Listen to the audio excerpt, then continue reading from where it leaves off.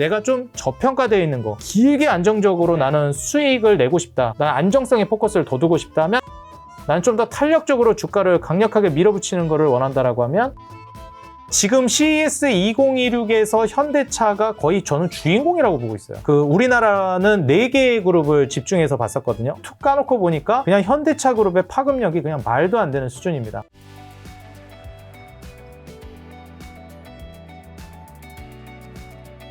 자, 대표님과 함께하는 2026년에는 첫 방송이고 이제 김작가 TV에서는 두 번째 뵙는데 연초부터 증시가 굉장히 분위기가 좋습니다. 지금 코스피 일단 4,500 돌파했고 장중에 4,600 한번 찍었다가 살짝 뭐 조정이라 말하기는 웃긴 정도죠. 어쨌든 지금 4,500에서 600 사이에 와 있는데 슈퍼랠리 일단 상승의 가장 큰 동력은 뭐고 앞으로 강세장 이게 더 지속되는 건가요? 저는 계속 될 거라고 보고 있어요.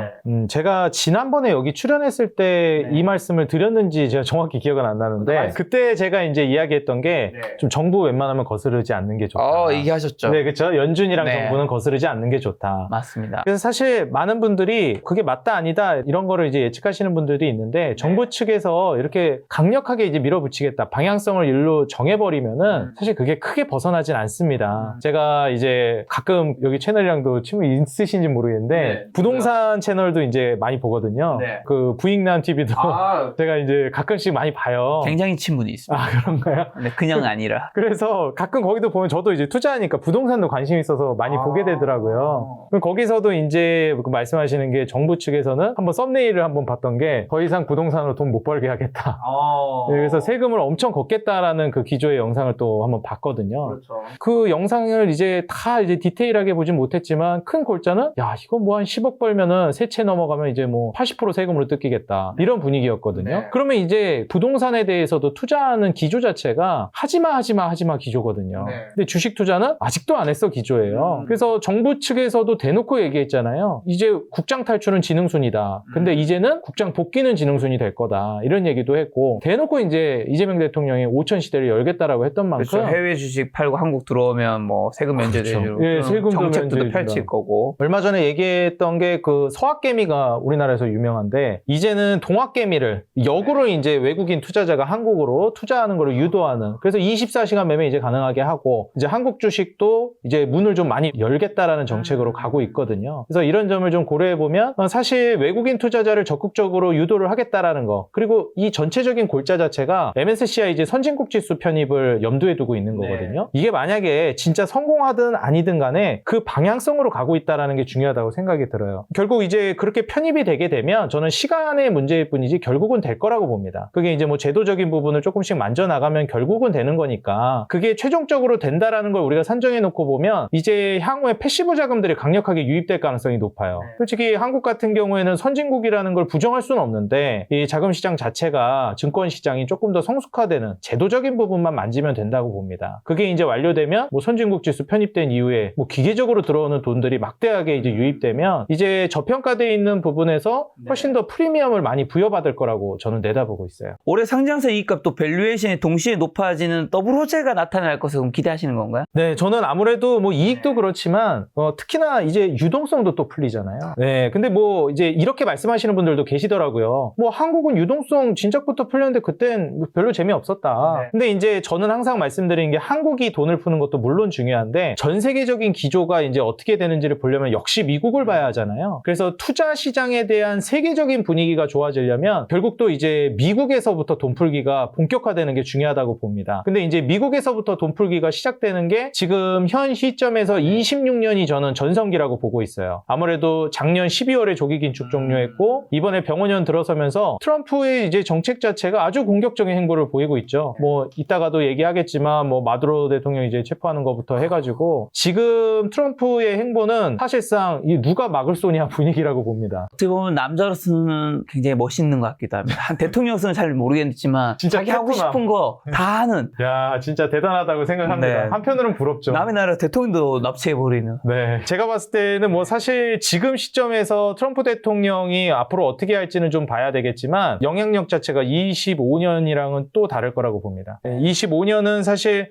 내가 26년에 내가 원하는 걸 하기 위한 세팅을 하는 해였다라고 보고 있어요. 그래서 2026년에 트럼프가 이제 당선되자마자 뭐 관세라든지 뭐 아니면 여러 가지 미움받을 만한 행동을 많이 해요. 그래서 매도 먼저 맞는 게 낫다고 26년에 이제 좀 좋은 거를 보여주기 위해서 25년도에 이제 세계적으로 욕을 먹었습니다. 심지어 미국에서도 욕 먹었잖아요. 관세 가지고도. 그렇죠. 그래서 25년도는 사실상 준비 작업을 하는 한 해였다. 근데 이제 사실 관세를 세팅함으로 인해서 우리가 잃는 것만 있는 건 아니거든요. 어디까지나 이제 미국 입장에서 보면 그렇습니다. 그래서 관세를 세팅함으로 인해서 이제 그 미국 국민들에게 여러분들 이제 세금 안 내셔도 됩니다. 소득세 감면해 주겠습니다. 왜? 우리는 관세를 걷었거든요. 그리고 이제 국방비 더 걷고 그리고 이제 방위비를 증액하겠습니다. 왜? 관세를 걷었거든요. 그래서 이러한 이제 기조로 가고 있다라는 게 사실 이제 올해 봄이 되면은 여러분들 통장으로 확인할 수 있을 겁니다. 라는 얘기까지도 했어요. 여러분들 세금 환급금을 확인할 수 있을 거라고. 이러한 점을 보게 되면 25년도 좀 고통받았던 거나 불안했던 부분들이 미국 국민들 입장에서는 세금을 덜 내는 그러한 방향성으로 가게 됐을 때 소비도 회복되는 효과를 우리가 기대해 볼 수 있겠고요. 미국 GDP의 이제 3분의 2 대부분이 소비인 만큼 소비 회복을 우리가 불러온다라고 하면 뭐 거기서부터는 이제 또 경기까지 올라가는 그런 효과를 기대해 볼 수 있을 것 같습니다. 자, 그러면 국내 증시 주가 수익 비율, 뭐 퍼는 미국이나 일본 등 주요국 대비 어떤 편이고 아시아 신흥국 평균 수준 밸류에이션을 적용할 경우 뭐 코스피 뭐 5,600, 6,000 도달이 가능하다는 분석들도 있던데 어떻게 보시나요? 뭐 아무래도 이제 한국은 지정학적 리스크 네, 얘기도 가부터 있죠. 많았잖아요. 그리고 제도적인 부분도 뭐 금융 후진국이다 아직 이런 말씀하신 분도 유명한 분께서 또 해주셨잖아요. 근데 그게 뭐 사실 저는 우리나라를 너무 낮추고 깔보는 게 아니라 자연스러운 거라고 생각합니다. 우리가 이제 한강의 기적이라고 표현하면서 고속 성장을 한 나라잖아요. 세계적인 이례적인 이제 성장을 보여줬기 때문에 뭐 이러한 성장을 보여주게 되면 사실 제도적으로 그게 같이 따라가기가 이 시간차가 좀 날 수밖에 없다라고 봐요. 근데 어찌됐건 그러한 이제 고속 성장을 해놓고 나서 제도적인 부분들도 이제 바뀌어 나가는 단계이기 때문에 이제 바뀔 때가 됐을 뿐 뭐 국민들의 이제 인식 개선도 이루어졌고요. 앞으로 우리가 이제 디스카운트 되어 있는 코리아 디스카운트 요소들 우리가 크게 두 가지로 보는 지정학적 리스크라든지 그 다음에 이제 제도적 리스크 이러한 부분들이 많이 해결이 될 거로 보고 있습니다. 그런다라고 하면 이제 향후에 뭐 앞서 말씀드렸던 해외로부터 들어오는 이제 자금들 유입도 우리가 기대해 볼 수 있겠고 그리고 지금 미국에 이제 대비해서도 그렇지만 뭐 세계 시장 대비해서도 지금 현재도 너무나도 저평가되어 있는 수준입니다. 그래서 5천 시대를 열겠다라고 했는데 5천 시대는 물론 이제 충분히 가능한 정도 수준이라고 보고 있고요. 여기에서 이제 얼마나 더 도약하는지가 저는 관건이라고 보고 있습니다. 그러면 대표님께서는 지금 증시 상당 어디까지 보시는 거죠, 올해? 저는 그래도 5천은 가볍게 넘기지 않을까 사실 그렇게 뭐 보고 있습니다. 이제 뭐 다 왔죠? 네, 거의 다 왔습니다. 뭐 솔직히. 10%만 오르면 되는 거 아니에요? 이재명 대통령이 5천 얘기할 때는 이게 뭐 될까 너무 머나먼 거 아니라 했는데 너무 가까이 와버려서 네, 그쵸. 뭐 아무래도 이제 뭐 코스피 5천 시대가 올까 이제 의심하신 분들도 있었지만 제가 이제 4천 갈 겁니다, 5천 갈 겁니다. 왜냐면 대통령이 그렇게 얘기했거든요 라고 하면 많은 분들이 야, 대통령이 말하는 걸 고지고대를 믿냐 이런 분들도 있었어요. 근데 저는 이 정부를 크게 거스르지 않는 게 중요하다. 다시 한번 좀 강조드리고 싶습니다. 지금 코스피는 어디까지 와 있나? 오늘 날짜, 오늘 장 마감했죠. 네, 아무래도 저는 이제 오늘 증시에서도 많이 좀 느낀 게 뭐냐면 4,586인데 지금 시점에서 좀 느끼는 게 원래 보통 항상 그런 건 아닌데 일반적으로 그 주에 일주일 동안 흐름이 상승 흐름이면 보통 금요일은 좀 반대로 가는 경우가 많아요. 좀 이제 안 좋으면 금요일 날 좀 반등한다든지. 그래서 토요일, 일요일 이제 아무래도 이 거래일 연속으로 이틀 연속으로 이제 장이 안 열리기 때문에 금요일 좀 이제 역으로 움직이는 그러한 경향을 자주 보이거든요. 꼭 그런 건 아니지만. 근데 이제 오늘 같은 경우에 보게 되면은 이번 한 주간 증시 흐름이 너무 좋았었어가지고 저는 좀 많이 떨어지지 않을까 생각했어요. 이번 주가 새해 첫 주였죠. 그렇죠. 새해 첫 주가 내일이 오른 거죠. 그래서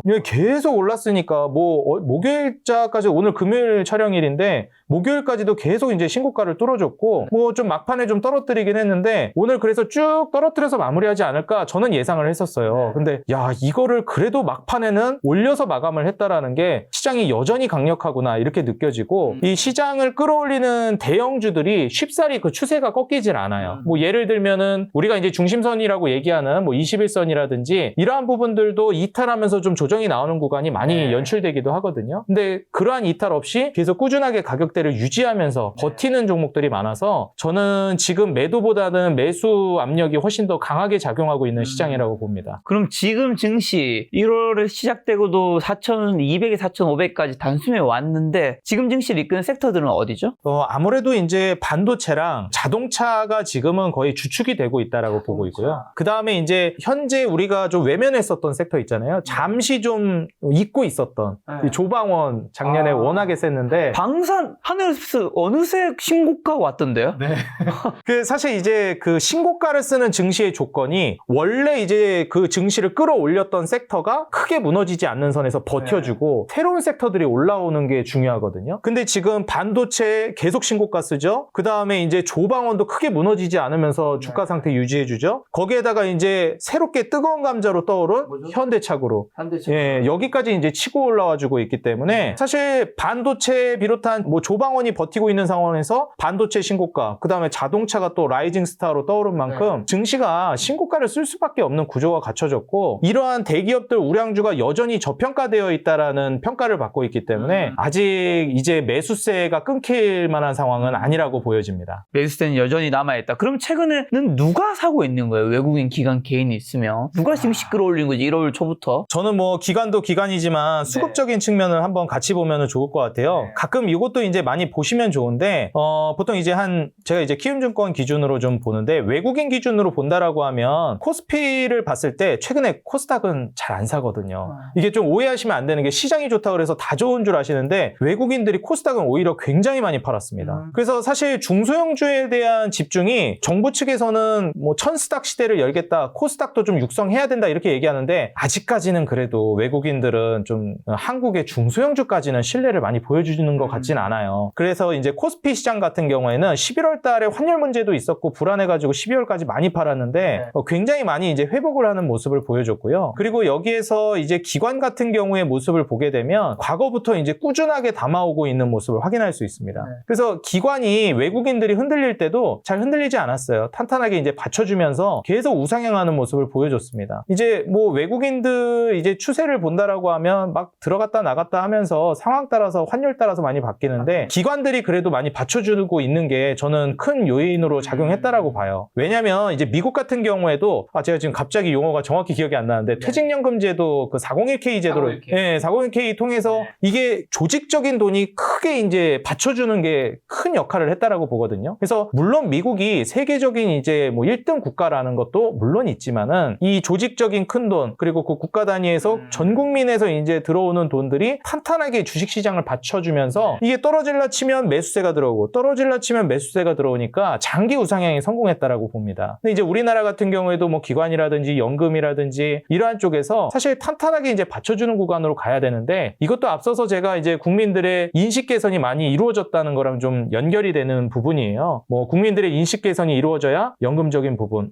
내 퇴직연금을 주식에다가 계속 넣는다고? 이게 예전 그 우리 어르신들 세대의 인식으로는 와닿는 분위기는 아니었거든요. 그렇죠. 내 노후를 주식에 맡긴다고? 네. 굉장히 불안해하실 수밖에 없는데 요즘 세대는 좀 많이 달라졌다. 필수로 보고 있기도 하고 미국처럼 이제 그렇게 투입이 되는 것도 뭐 망설이지 않는 구간이라 뭐 기관이나 지금 외국인 수급을 보게 되면 탄탄한 기관 수급을 중심으로 해서 잠시 좀 출렁했던 외국인 수급이 다시 회복되고 있다. 이 정도로 좀 살펴볼 수 있을 것 같습니다. 그러면 지금 개인이 팔고 있는 건가요? 아무래도 이제 개인들은 지금 중심이 그렇게 좀 탄탄하게 받쳐주고 있는 양상은 아니에요. 10월 달에 이게 참 아이러니한 건데요. 10월에 이 주황색 보시면 아시겠지만 증시가 9월, 10월 정말 좋았거든요. 네, 이때 개인분들이 정말 많이 팔았고요. 그 다음에 11월, 12월에 증시가 좋지 않았는데 많이 사셨고 그리고 이제 12월, 이제 1월 들어서면서부터는 그래도 좀 사고 계시는 이게 좀 아쉬운 게 9월, 10월에 좀 역행하셨다는 게 조금 아쉬운 부분이기는 하죠. 자, 그 역행한다는 얘기죠. 코스피 상승세에 역행에 곧버스에 투자했다가 사상 최저가 수준에서 고통받는 투자자분들이 많다고 하는데 거기에 좀 해주실 수 있는 조언과 단기 조정 가능성이 아무래도 인버스 ETF 투자를 할 텐데 어떻게 보시나요?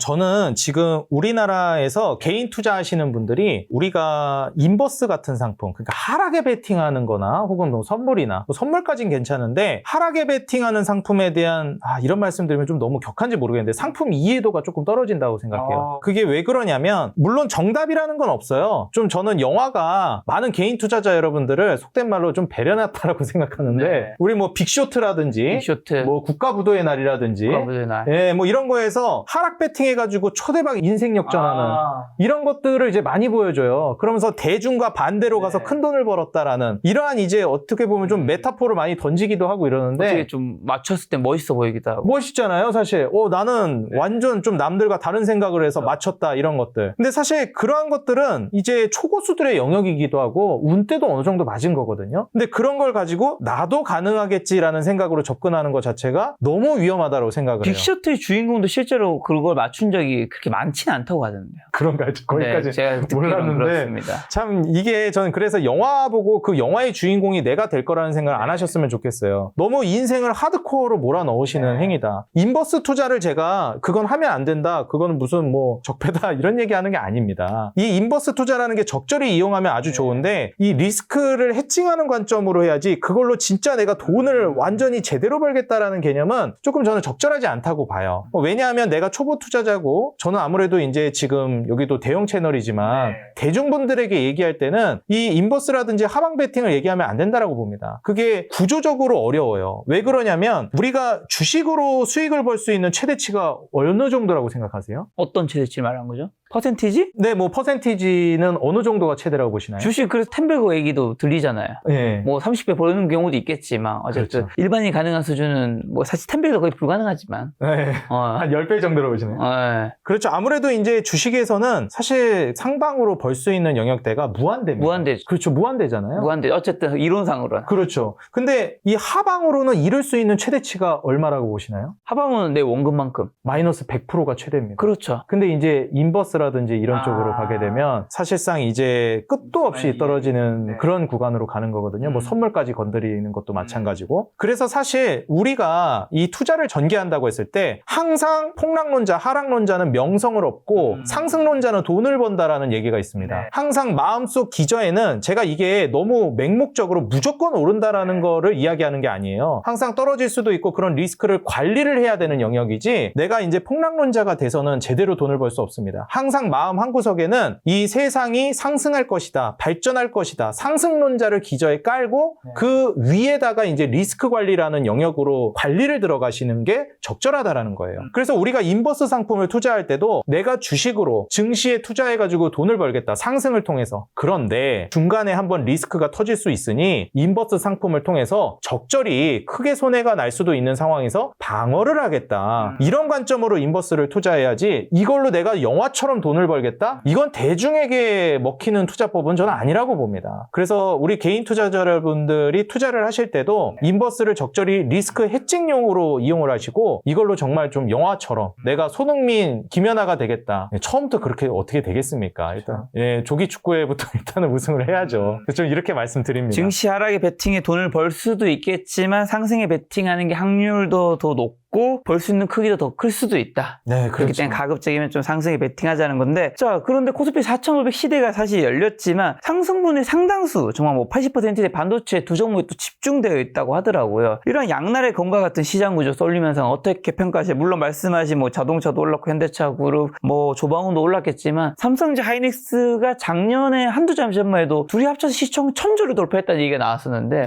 불과 한두 달 만에 지금 1,300조, 뭐 1,400 사이 쪽을 돌파했더라고요. 네, 이제는 삼성전자 그냥 단독으로도 1,000조를 바라볼 수 있겠다라는 얘기가 나오니까 뭐 사실 이런 분위기면 이제 삼성전자와 SK하이닉스를 중심으로 해서 삼성전자 단독으로도 1,000조 그리고 SK하이닉스 중심으로도 충분히 뭐 1,000조를 못 노려볼 만한 종목은 아니라고 봅니다. 지금 SK하이닉스 한 종목이 코스닥 합친 것보다 시총이 크다면서요.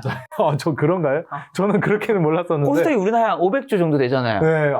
이제 뭐 전일 기준으로 한 550조 정도 되니까 오늘 뭐 조금 떨어졌어도 크게 코스닥과 거의 비슷한 코스닥보다 많겠네요. 네, 뭐 사실 지수랑 거의 비슷한 패턴을 좀 보이고 있다라고 생각이 듭니다. 제가 지난번에 여기 나왔을 때도 언급을 드렸던 것 같은데 SK하이닉스가 말도 안 되게 저평가되어 있어요. 지금도? 예, 지금 지금도. 74만 원인가요? 지금 현재 주가가 한 74만 원 정도인데 지금도 저평가? 네, 지금도 저평가라고 봐요. 항상 뭐 가격이 중요한 게 아니잖아요.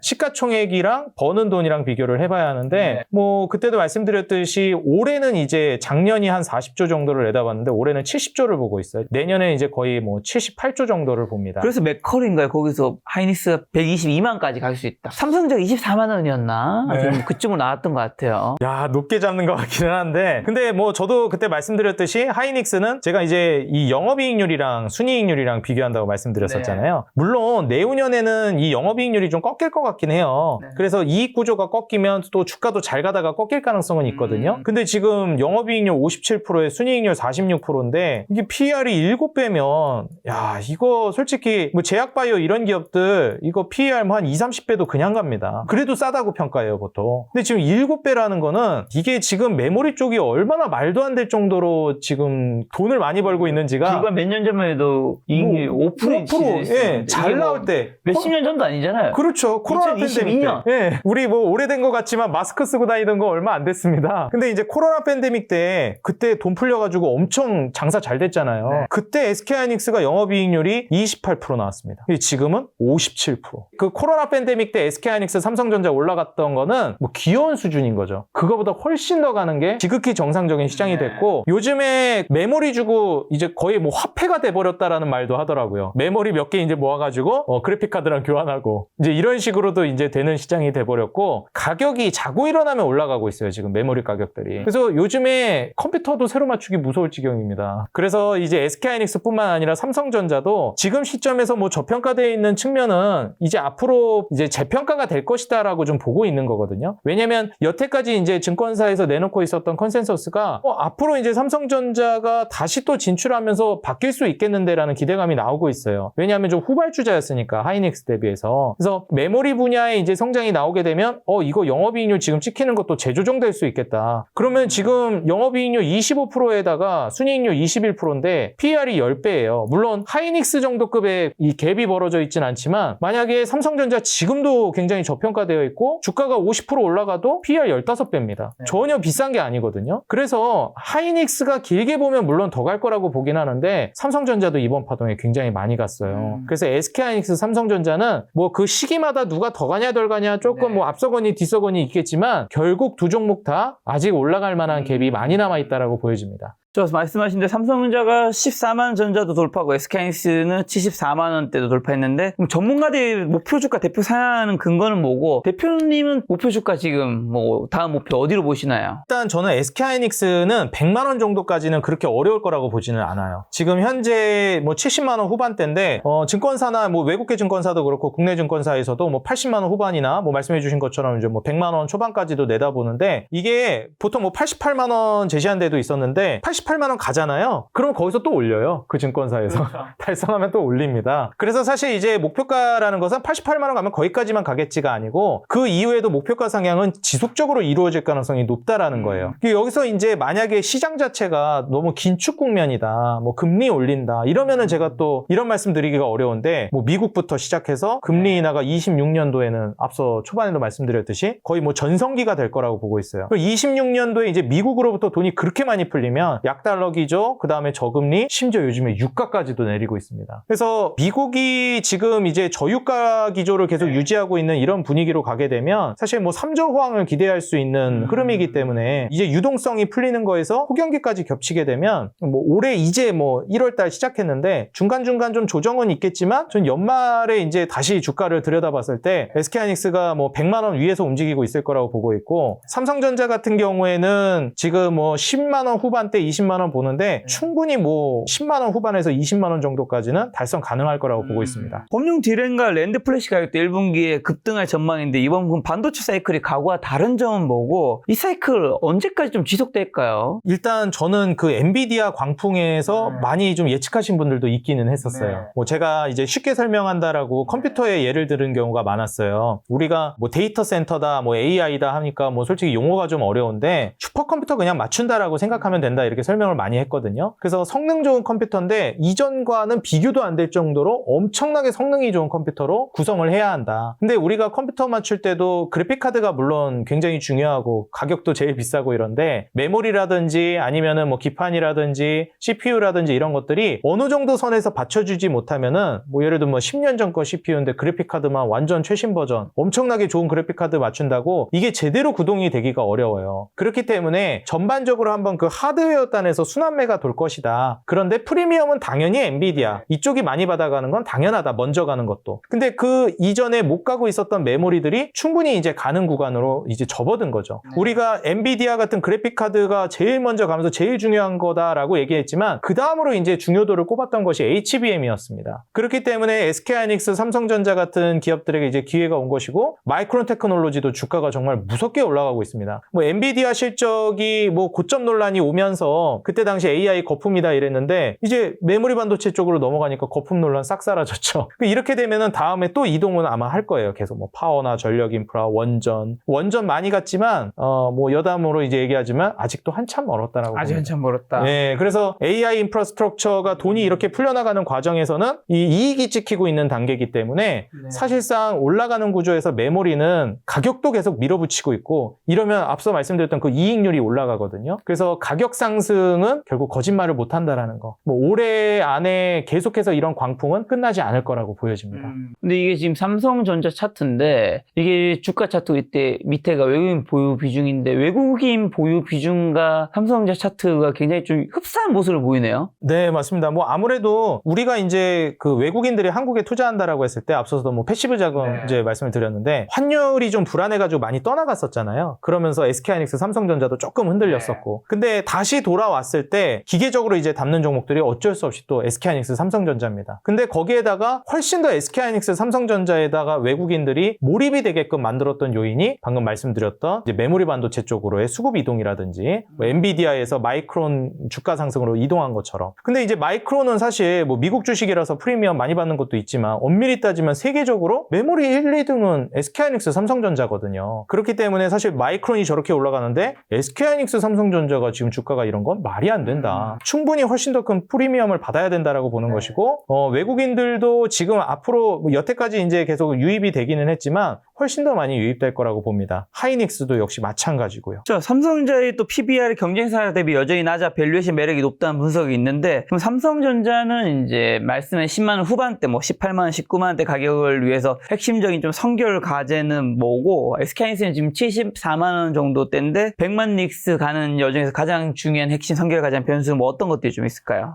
저는 제일 중요한 게 이제 AI 고점 논란이 한번 나오면서 흔들렸었는데 그렇죠. 그런 논란이 이제 또 나오면 흔들릴 수는 있다라고 봐요. 말 그대로 이제 데이터 센터 수요가 뭐 생각한 것만큼 그렇게 많지는 않은데 뭐 빅테크 기업들이 데이터 센터 뭐 어느 정도 확보를 하고 있기는 한데 좀 너무 과도해 라는 이제 의견들이 나올 때가 문제라고 봅니다. 근데 그런 과도한 의견이 나오면은 사실 실적에 문제가 생겨야 되거든요. 앞서 말씀드렸듯이 이게 실적이 문제가 안 생기고 있어요. 너무 많이 올라가고 있고 너무 급격하게 올라가고 있는 단계인데 없어서 못 파는 단계니까 지금 메모리도 마찬가지입니다. 다들 공감하시겠지만 컴퓨터 쪽 종사하시는 분들은 공감하실 텐데 그래픽카드도 그렇지만 메모리도 그렇고 요즘 가격들이 정말 미쳐 날뛰는 그런 이제 상황이고 뭐 수요 자체도 폭발적으로 늘어나고 있어요. 특히나 이게 고가 시장에서 훨씬 더 강력합니다. 이게 아예 국가 단위에서도 전략 자산으로 확보한다라고 미국이나 중국이 얘기하고 있으니까 뭐 우리가 지금까지 생각했던 것보다 이 컴퓨터라는 거를 이제 놓고 생각해 보면 편한데 이 시장 자체가 너무나도 커지고 있다. 데이터 센터 자체가. 그래서 이제 미국뿐만 아니라 중국도 그렇고 한국뿐만 아니라 전 세계적으로 이게 지금이야 뭐 미국이나 선진국 중심으로 수요가 발생하지만 세계적으로 이제 확장 국면으로 넘어가게 되면 훨씬 더 큰 수요를 빨아들일 거라고 보고 있어요. 뭐 올해는 돈도 풀리니까 지금 수준에서는 훨씬 더 좀 올라가지 않을까 생각됩니다. 삼성전자 그리고 또 올해 1분기 HBM4 최종 품질 승인도 앞두고 있는데 이것이 2분기 출하량 급증과 실적 반등에 미칠 파급력은 어떻게 보시고 SK하이닉스의 점유율을 좀 추월할 가능성도 있을까요? 이게 이제 그 삼성전자랑 SK하이닉스가 좀 갈리는 포인트인데 최근에는 이제 삼성전자가 먼저 좀 신고가 뚫고 올라가는 모습을 보여줬거든요. 그렇죠. 근데 이제 이게 이유가 SK하이닉스 같은 경우는 원래도 점유율이 1등이었고 계속 올라가고 있었어요. 근데 최근에 SK하이닉스 점유율이 좀 떨어졌습니다. 근데 여전히 압도적으로 1등은 맞아요. 근데 이제 삼성전자가 점유율을 끌어올리면서 마이크론을 뛰어넘었어요. 그러다 보니까 이제 메모리 반도체 분야에 있어서 삼성전자가 SK하이닉스나 마이크론 혹은 특히나 SK하이닉스가 압도적으로 장악하고 있었던 메모리 반도체 분야의 이제 점유율을 뺏어오는구나. 이렇게 이제 해석을 하고 있는 거죠. 그래서 이 점유율 시장에서 삼성전자가 워낙에 좀 낮았기도 하고 다시 이제 회복 국면으로 가면서 점유율을 이제 뺏어오는 거니까 지금 그러면 삼성전자가 좀 더 갈 수 있겠다. SK하이닉스는 좀 주춤할 수는 있겠다. 이런 의견을 내는 겁니다. 근데 점유율이야 그 안에서 서로 이제 뺏고 뺏기는 건데 시장이 이렇게 확 커져버리면 사실 그게 좀 뺏고 뺏기는 게 물론 중요한데 큰 의미는 없습니다. 결국 다 갑니다. 그래서 지금 구간에서는 이 삼성전자가 지금까지 잠자고 있다가 확 치고 올라오는 구간이니만큼 점유율을 늘리고 있는 과정에서 주가가 좀 더 탄력적으로 갈 거라고 봐요. 근데 예전에도 이제 말씀드렸지만 길게 봤을 때는 SK하이닉스가 여전히 점유율이 강력하고 1등이라 지금 마진율이라든지 저평가 정도를 봤을 때는 길게 봤을 때 주가를 더 많이 올릴 가능성이 높은 건 SK하이닉스다. 이렇게 보고 있습니다. 또 그렇다면 SK하이닉스랑 삼성전자 외에도 반도체 장비 소부장 종목 중 삼성전자, SK하이닉스의 낙수효과가 가장 크게 볼 수 있는 탑픽 종목은 좀 어떤 것들이 있을까요? 아무래도 제가 이제 삼성전자나 SK하이닉스 보여드리면서 이익 구조가 너무 좋아지고 있다라는 걸 말씀드렸잖아요. 보통 이제 우리가 주식 투자할 때 단순히 매출 늘어나는 거, 그 다음에 영업이익, 순이익 늘어나는 거 이것만 보는 것도 물론 중요한데 이렇게 자꾸 늘어나는데 왜 주가는 안 올라가고 빠지지 오히려 이런 경우가 많아요. 그런 경우에 이제 뜯어보면은 영업이익률이랑 순이익률이 꺾이는 경우가 많습니다. 그래서 영업이익률, 순이익률까지 올라가는 기업은 어지간해선 갑니다. 상승이 잘 안 멈춰요. 물론 과도하게 올라갔으면 모르겠지만 그런 기업이 몇 가지 있는데 첫 번째가 한미반도체입니다. 최근에 이제 주가가 좀 조정이 나왔어요. 한번 크게 올랐기 때문에. 왜냐면 이게 얼마 전까지만 해도 12만 원에서 24만 원 정도까지 근처까지 갔기 때문에 단기간에 거의 2배 뛴 거잖아요. 그래서 이런 식으로 이제 주가를 한번 크게 올렸기 때문에 좀 조정이 나오기는 했습니다. 근데 이제 한 17만 원 정도로 떨어졌는데 이게 한미반도체 같은 경우에도 보시게 되면 10월 달에 증시 9월부터 정말 좋았고 SK하이닉스, 삼성전자도 주가를 많이 올렸는데 이때 올릴 때 한번 올리고 나서는 11월, 12월에 다시 떨어져가지고 거의 상승을 많이 반납했어요. 그래서 SK하이닉스, 삼성전자가 신고가 쓰는 기점에서 분명히 이제 뒤따라갈 만한 게 한미반도체인데 TC본더라든지 이런 국면에서도 HBM 쪽에서 첫 번째로 또 수혜보지 않겠는가 기대감을 많이 불러 모았던 종목이죠. 그래서 과거에 이제 반도체 종목 투자한다라고 했을 때 23년, 24년 이럴 때 한미반도체 정말 어마무시한 상승 보여줬습니다. 근데 이번에 이제 상승 흐름 자체는 2차 파동이 나올 거라고 보는 구간인데 이 2차 파동에 이제 전고점 돌파가 막 나왔죠. 그래서 지금 현 시점에서 한 15만 원, 16만 원 요 가격대 이제 돌파한 시점에서는 돌파 이후 이제 눌림을 주고 있는 자리예요. 그래서 이런 구간을 한번 주목해 보시면 좋겠고 지금 기업을 보시게 되면 소부장단에서 한미반도체만큼 또 마진율 좋은 기업이 잘 없습니다. 그래서 매출이나 영업이익, 순이익 모두 우상향하고 있고요. 지금 한 5, 6천억 나오던 기업이에요. 그러니까 23년, 24년도에 주가가 그렇게 올랐던 게 2천억, 3천억 나오던 기업이 1,500억대까지 매출 줄었다가 5천억대로 뛰었거든요. 24년도에. 그러니까 23년부터 기대감에 엄청나게 올렸던 것이고 25년도는 6천억대, 이제 올해는 9,500억대를 전망합니다. 내년에 1조 1,000억대. 순이익도 잘 나와야 1,200억대 나오는 기업이었는데 2천억대, 그리고 이제 3천억, 4,900억, 5,700억을 봅니다. 순이익도 이제 1,500억에서 2,400억, 4,000억, 4,800억. 이제 이런 이제 컨센서스를 보면은 이렇게 말씀하시는 분들이 있어요. 그거 전망이지. 그렇게 되겠냐. 근데 여기서 크게 벗어나지는 않습니다, 여러분들. 이제 크게 벗어나지 않고 조금 벗어나는 것 정도에서는 굳이 안 흔들려셔도 돼요. 이 기조를 유지하는 거기 때문에. 그리고 무엇보다도 제가 이제 부채 비율이 15% 아래로 떨어지면 무차익 구조라고 보통 얘기하거든요. 그래서 부채가 있긴 하지만 없는 거나 다름이 없다. 보통 이렇게 많이 평가를 해요. 그래서 이제 내년 정도 되면 부채 비율 한 13%를 내다보기 때문에 워낙에 돈을 많이 버니까요. 이 정도면은 재무 구조도 너무 안정적이고요. 앞서 제가 SK하이닉스가 말도 안 될 정도로 이제 영업이익률, 순이익률이 높다 말씀드렸는데 지금 한미반도체도 이제 영업이익률이 21%대부터 시작해서 45%, 47%, 51%, 52%까지. 이거는 이제 내년까지도 순이익률과 영업이익률은 계속 올라갈 걸로 예상됩니다. 그리고 내년에 PER을 한 37배 정도를 보니까 물론 이제 SK하이닉스급의 이제 그 갭은 아니지만 충분히 추가적인 모멘텀을 보여줄 수 있고 이제 10월 달에 올렸던 걸 반납해다 올리는 구간이기 때문에 SK하이닉스, 삼성전자가 신고가 랠리를 쓰는 과정에서 한미반도체가 반도체가 고꾸라지는 일은 딱히 없을 것이다. 이렇게 좀 보고 있고요. 두 번째로는 HPSP를 보고 있습니다. 예, HPSP랑 한미반도체가 가장 상징적으로 보고 있어요. 이제 HPSP 같은 경우에는 한미반도체보다는 조금 약하게 움직이고 있습니다. 근데 이제 보시다시피 최근에 뭐 외국인들도 1월 들어서면서 강력하게 담기 시작했고요.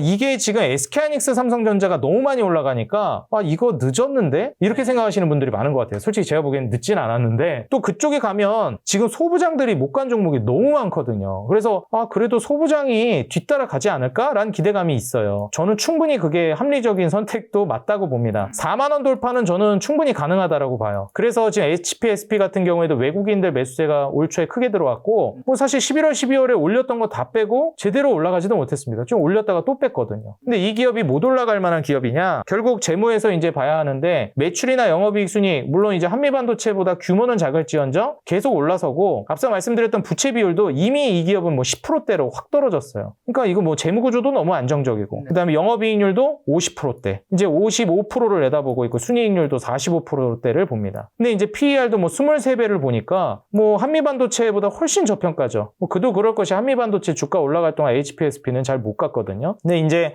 삼성전자가 그 테일러팹 공장 관련해서도 소부장들이 같이 이제 따라가서 수혜를 받는데 테일러팹 이제 본격화되고 또 테슬라와의 시너지도 우리가 무시를 할 수가 없습니다. 그런 점을 좀 감안해 본다라고 했을 때는 HPSP뿐만 아니라 뭐 솔브레인, 코미코 뭐 이런 기업들이 그 테일러팹 수혜주로 꼽히거든요. 근데 HPSP가 가장 상징적이기 때문에 지금 현재 주가도 뭐 조정 나오고 있는데 이런 타이밍을 잘 이용해 보면 SK하이닉스 삼성전자 신고가를 가는 과정에서 충분히 따라갈 만한 종목이다. 이렇게 좀 보시면 좋을 것 같습니다. 그럼 반도체 관련해서 한국에서는 대장으로는 큰 종목 중에서는 삼성전자, SK하이닉스 좋아하시고 좀 작은 종목에서는 요 두 개 종목 좋아한다고 보면 될까요? 네, 맞습니다. 그래서 뭐 놓친 분들은 소부장 HPSP랑 한미반도체는 아직 좀 기회가 있다라고 봅니다. 자, 지금 반도체 섹터는 한번 점검했는데, 그리고 앞서 지금 시장이 뜨거운 게 반도체와 자동차, 뭐 현대차 그룹, 뭐 조방은 얘기해 주셨는데, 그러면 지금 이제 1월 9일인 지금 다음 주와 뭐 1월에서 3월 사이에 좀 앞으로 유망하다 보시는 섹터는 좀 어디가 될까요?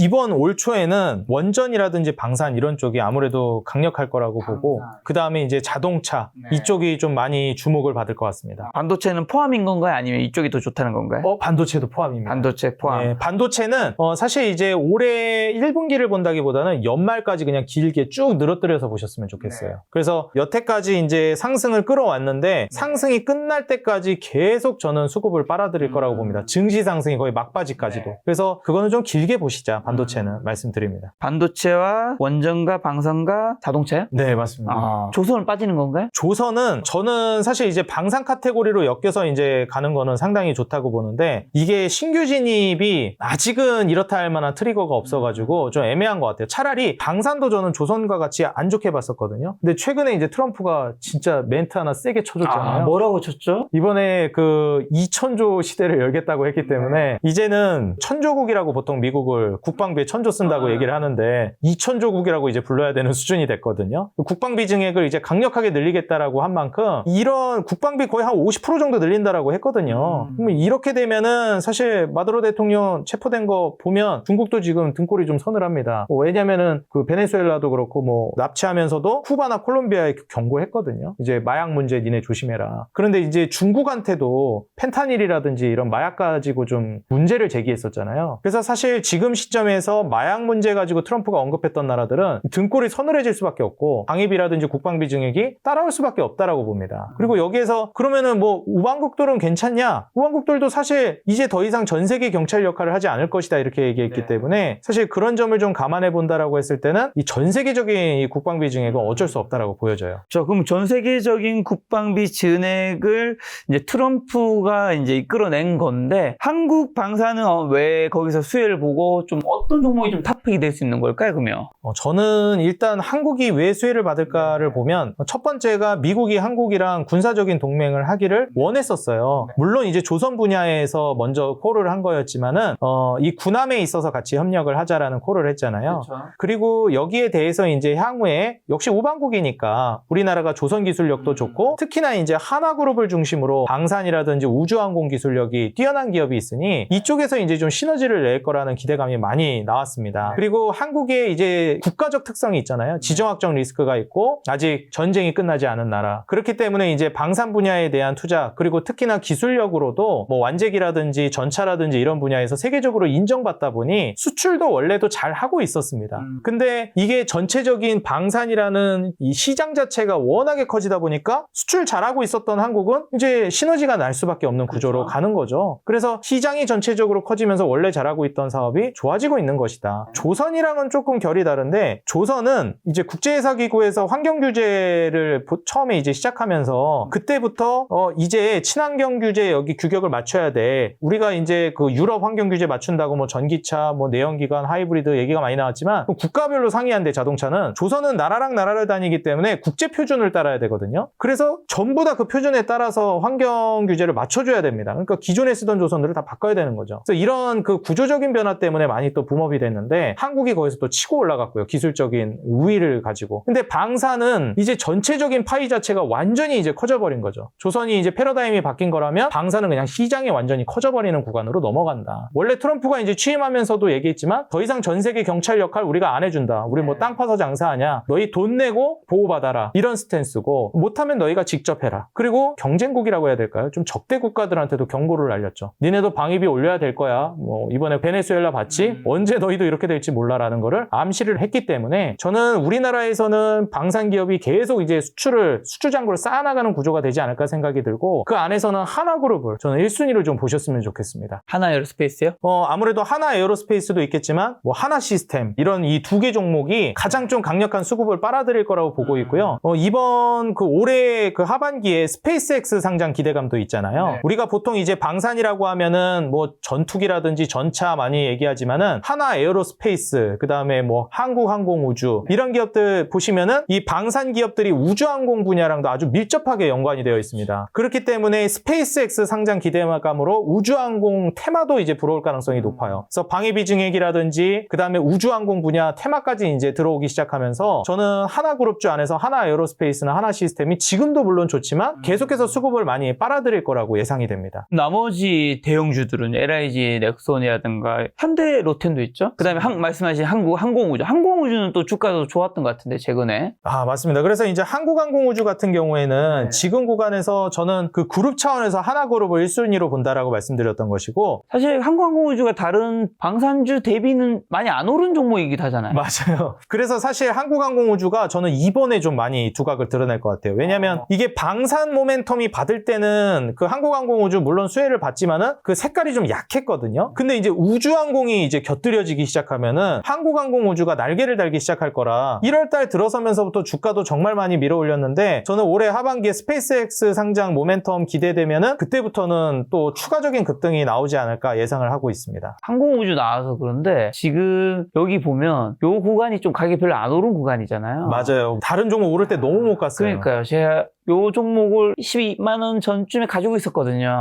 안 오르더라고. 재미없다 하면서. 어떤 종목을 가지고 있으면 이제 개인분들이 이거를 계속 가지고 갈지 말지를 왜냐면 다른 종목 막 오르는데 안 오르면 포모 오고 하니까. 맞아요. 딴 데 가야 되나 싶어서 딱 가버리면 이렇게 가는 경우도 있단 말이죠. 그러니까 주가가 떨어져서가 아니라 주가 이렇게 보합으로 갈 때 딴 데 갈지 말지 결정할 때 뭐 팁 같은 거 있을까요? 저는 이제 보통 오히려 이렇게 보합을 하고 있는 종목들 같은 경우에 더 우선점을 줍니다. 이게 그냥 보합이 아니라 사실 이제 한국항공우주 같은 경우에는 11월, 12월에 증시가 안 좋았잖아요. 근데 이제 지수 대비 강도가 높다 이런 거를 보통 많이 얘기하는데 마크 미너비니도 이제 많이 얘기를 하더라고요. 근데 이제 11월, 12월에 지수가 이제 조정이 나온 거 대비해서 주가가 안 떨어졌다라는 거. 그리고 오히려 이제 저점을 올리고 있으면 저는 좀 긍정적인 시그널로 봐요. 보시게 되면 이제 한국항공우주 같은 경우에는 이제 그 고점도 물론 높이긴 했지만 여기서도 한번 이제 저항을 몇 번 맞았거든요. 기술적으로 본다라고 했을 때는 저점을 그래도 길게 보니까 계속 올리는 분위기네 라고 하면은 이런 기업들은 계속 같은 구간에서 저항을 맞더라도 저는 기다려보시는 걸 권장드립니다. 좀 시간이 걸리더라도 그 구간을 돌파하는 경우가 대부분이라 더 위험한 게 같은 가격대를 지지하면서 두드리는 게 전 더 위험하다고 봐요. 그래서 예를 들면 뭐 10만 원 한국항공우주를 기준으로 보면 10만 원을 계속 두드린다. 그러면은 더 위험하고 12만 원을 두드린다. 그러니까 상단을 두드린다. 그거는 오히려 돌파할 확률이 훨씬 더 높아요. 근데 바닥을 자꾸 두드리고 있으면 그 깨질 확률이 높거든요. 그래서 웬만하면은 상단 같은 가격대를 계속 저항 맞으면서 두드리는 거는 기다려보는 걸 저는 더 권장합니다. 그럼 한국항공우주는 좀 덜 올랐기 때문에 앞으로 상승이 이르겠다고 보시는 것 같고, 그래도 방산에서는 하나에어로스페이스나 하나 시스템을 더 좋게 보시는 거네요. 네, 아무래도 이제 저는 하나 그룹에 대한 그 프리미엄을 좀 더 부여를 하는 거고요. 한국항공우주는 이번에 그 완제기 수출 같은 경우에도 계속 수주 잔고가 늘어나고 있는 단계라 저는 이제 지금도 주가 많이 올랐지만 당분간 더 오를 거라고 봅니다. 이렇게 저처럼 만약 항공우주 가지고 계시면 파신 분들은 다시 사야 되나 그러면? 저는 다시 사도 무리는 없다고 보는데 금액 조절을 좀 하셔야 될 것 같아요. 저는 솔직히 한국항공우주를 기술적으로 봤을 때 제일 좋은 타점은 이 구간입니다. 지금 이 구간이었습니다. 딱 매물대 뚫고 돌파를 확인시켜준 이날. 원래 이제 돌파 매매를 할 땐 보통 이 타점에서 들어가라고 많이 얘기하거든요. 그래서 이때 들어가는 게 가장 최적이다. 그래서 보통 이제 주가가 너무 높아가지고 두려워하시는 분들이 있거든요. 근데 그런 거보다 오히려 신고가 쓸 때가 차라리 더 나아요. 그래서 이런 구간을 좀 노리시는 게 낫고, 하나에어로스페이스도 말씀을 드렸지만 하나에어로스페이스도 오히려 언제가 더 좋은 구간이냐면 이제 정고점이 여기잖아요. 그럼 여기에서 어제 거래 목요일 기준으로만 하더라도 여기 딱 돌파 못했거든요. 근데 지금 방송 촬영일 기준으로 금요일 날 돌파가 나왔어요. 그렇게 되면 오히려 여기가 타점인 거예요. 돌파 매매하시는 분들은. 그래서 금액 조절이야 워낙에 주가가 높기 때문에 좀 하셔야 되겠지만, 타점을 놓고 본다라고 하면 지금 이 121만 원 오늘 촬영일 기준 종가에 그냥 들어가는 게 적절한 타점인 거죠. 이게 아까 항공우주 흐름처럼 보여줄 수도 있다. 예, 그렇죠. 여기서 궁금한 거는, 만약에 트럼프가 그런 코멘트를 안 했어요. 국방비를 늘리는 그런 미국의 그런 것도 안 했어. 그러면 방산주와 하나에어로스페이스의 차트는 지금과 같은 모양은 당연히 아니겠죠? 네, 아무래도 좀 그럴 거라고 보고 있고요. 근데 만약에 이런 모습이었다 그러면은 오히려 더 들어갔을 것 같아요. 왜냐면 이거 별다른 이슈가 없는데 이거 정고점을 뚫었다? 보통 이런 대형 우량주나 상징적인 기업들이 있어요. 그 지표 종목이라고 보통 얘기하는데 뭐 SK하이닉스나 삼성전자 반도체를 대표하잖아요. 자동차는 현대차가 대표하고, 그리고 방산도 보통 이제 하나에어로스페이스 많이 대표하는 기업이지 않습니까? 이런 기업들이 신고가를 쓰는 거는 아무 이유 없이 올라가는 경우는 거의 없어요. 그래서 이미 그 안에 뭐가 있구나가 깔려있는 경우가 대부분입니다. 혹은 어떤 이유가 이미 다 갖다 붙여서 넣어놓기 시작해요. 그래서 이런 그 지표 종목들이 신고가를 쓰면은 거기에서 그냥 고꾸라지면서 떨어지는 경우는 거의 없다고 보셔도 무방해요. 예측 가능하게 가기 때문에 차트가 훨씬 더 잘 적용되는 분야입니다. 그래서 하나에어로스페이스는 지금 구간에서는 이제 추가적인 상승이 계속 기대가 됩니다. 야, 방산 섹터 다시 살아난다고 말씀하신 전문가가 그렇게 많지 않았었는데, 작년 하반기만 해도. 저 역시도 그랬습니다. 살아나네요. 네, 살아나네요. 트럼프가 손대는 것들은 네. 다 진짜 저도 트럼프가 그렇게 말 안 했으면은 좀 방사는 그래도 조심하시죠. 이렇게 얘기했을 겁니다. 자, 이번에 그러면 방금 좋게 말씀하신 원전으로 좀 가서, 트럼프 정부에서 원전 산업은 앞으로 5년, 10년 뭐 장기 사이클을 탈 것이라고 대표님께서 언급하시는 것 같은데, 그 이유는 뭘까요? 첫 번째로 원전뿐만 아니라 방금 방산도 그렇고 뭐 조선도 그렇고 조방원이 다 그렇죠. 전력 인프라도 그렇고 사이클 주기가 긴 산업이에요. 지난번에도 말씀드렸지만 한 번 오르고 이제 끝나는 게 아니라 한 번 이 원전을 이제 건설해가지고 확보를 하기까지 시간 자체가 수년이 걸립니다. 길게 10년까지도 본단 말이에요. 그러면은 이게 산업이 커지는 단계에서 수주를 쌓고 이게 건설 단계로 들어가는 그런 지금 초입 단계인데, 여기에서 기간상으로 1년 동안 주가를 시원하게 올렸다가 쫙 빼고 끝! 이렇게 될 가능성은 현저히 낮다는 거죠. 그래서 주가가 부담된다는 분들도 있어요. 왜냐면 선반영이 너무 많이 되니까 프리미엄이 너무 껴있다. 그러면은 차라리 소액으로 접근했다가 무너지면 그때 사는 것도 괜찮아요. 왜냐면 무너지고 끝날 가능성은 제가 봤을 땐 거의 없거든요. 그리고 무엇보다도 이제 중요한 모멘텀이 지금 트럼프가 공화당 보수 정권이라는 게 아주 중요하다고 봅니다. 이제 이 에너지 정책은 우리가 AI라는 건 이미 그 수면 위로 올라와 버렸어요. AI라는 건 이제 되돌릴 수가 없습니다, 사실상. 그래서 AI는 이미 떠나간 버스고 계속 이제 AI 쪽으로 돈이 천문학적으로 들어올 거예요. 이제 AI가 없는 시절로 갈 수는 없다라는 거죠. 그러면 이제 AI를 지금 막 확장해 나가고 데이터 센터 늘리고 이런 과정인데, 여기에서 이제 생각을 해봐야 되는 게, 우리가 슈퍼컴퓨터를 맞췄어요. 지금 예를 들어 이 노트북이 슈퍼컴퓨터입니다. 그래서 이거를 슈퍼컴퓨터 컴퓨터를 맞췄는데 전격이 너무 이제 옛날 건 거예요. 이거 그러면 돌릴 수가 없잖아요. 그래서 전력 인프라가 깔렸던 것이고 다 깔렸어요. 인프라가 다 갖춰졌어요. 자, 그럼 이제 슈퍼컴퓨터 돌려서 이제 AI 돌리자 이렇게 했는데 컴퓨터가 안 켜집니다. 전력이 부족해가지고. 혹은 한 2시간 쓰니까 꺼야 돼요. 이게 말이 안 되는 거거든요. 그래서 이 슈퍼컴퓨터를 돌릴 정도의 에너지가 필요한데 지금 국제적으로 특히 미국에서도 그렇고 많이 이야기하고 있는 게 두 가지입니다. 원전이랑 ESS예요. 그러니까 결국 ESS는 태양광 풍력이랑 다 이제 묶여서 가는 건데 미국에서도 민주당 정권, 우리나라도 마찬가지입니다. 민주당 정권에서는 태양광 풍력, 뭐 2차 전지, 전기차, ESS 이런 분야 쪽에다가 힘을 좀 더 실어요. 그리고 이제 그 보수 정권 쪽, 우리나라로 치면 보수 정권, 미국은 지금 트럼프 공화당 쪽에서는 좀 원전 쪽에다가 포커스를 많이 맞춥니다. 그래가지고 사실 이게 그 정치권에서도 어느 정당이냐에 따라 에너지 정책들이 많이 변동이 있어요. 그래서 그 전에 바이든 정권 때는 아시다시피 이제 ESS나 2차 전지, 전기차 이런 쪽으로 붐업이 크게 됐었습니다. 그래서 이런 점을 좀 생각해 본다라고 하면은 지금 현재 우리나라는 민주당 정권이잖아요. 그리고 이제 미국은 공화당 정권이고. 그래서 이게 조금 그 차이가 존재합니다. 우리나라를 생각하면은 그럼 뭐 태양광 풍력 ESS 좀 밀어줄 것 같기도 한데, 근데 미국 생각하면은 이거 원전이 대세인데. 근데 어쨌든 이 ESS랑 원전은요 투 트랙으로 다 가긴 해야 돼요. 그래서 누가 앞서거니 뒤서거니냐 이제 차이인데 둘 다 쓰임은 있고 장기적으로 올라갈 수밖에 없다. 근데 정권 바뀔 때마다 무게 중심을 어디에 맞추느냐 차이라고 보시면 돼요. 그래서 원전은 어쨌든 지금 글로벌 산업의 스탠다드를 맞춰주는 게 미국이기 때문에 원전이 세계적으로 수급을 빨아들일 겁니다. 그거 뭐 부정할 수가 없어요. 그렇기 때문에 원전을 지금부터 매수해가지고 계속 주가는 올라가는 걸 기대해 볼 수가 있고요. 근데 이제 나중에 장기적으로 지금 저평가되어 있고 외면받아가지고 많이 빠졌는데 좀 선취해 놓는 거를 기대해 보고 싶다라고 하면 ESS 이런 종목들은 투자해 보셔도 됩니다.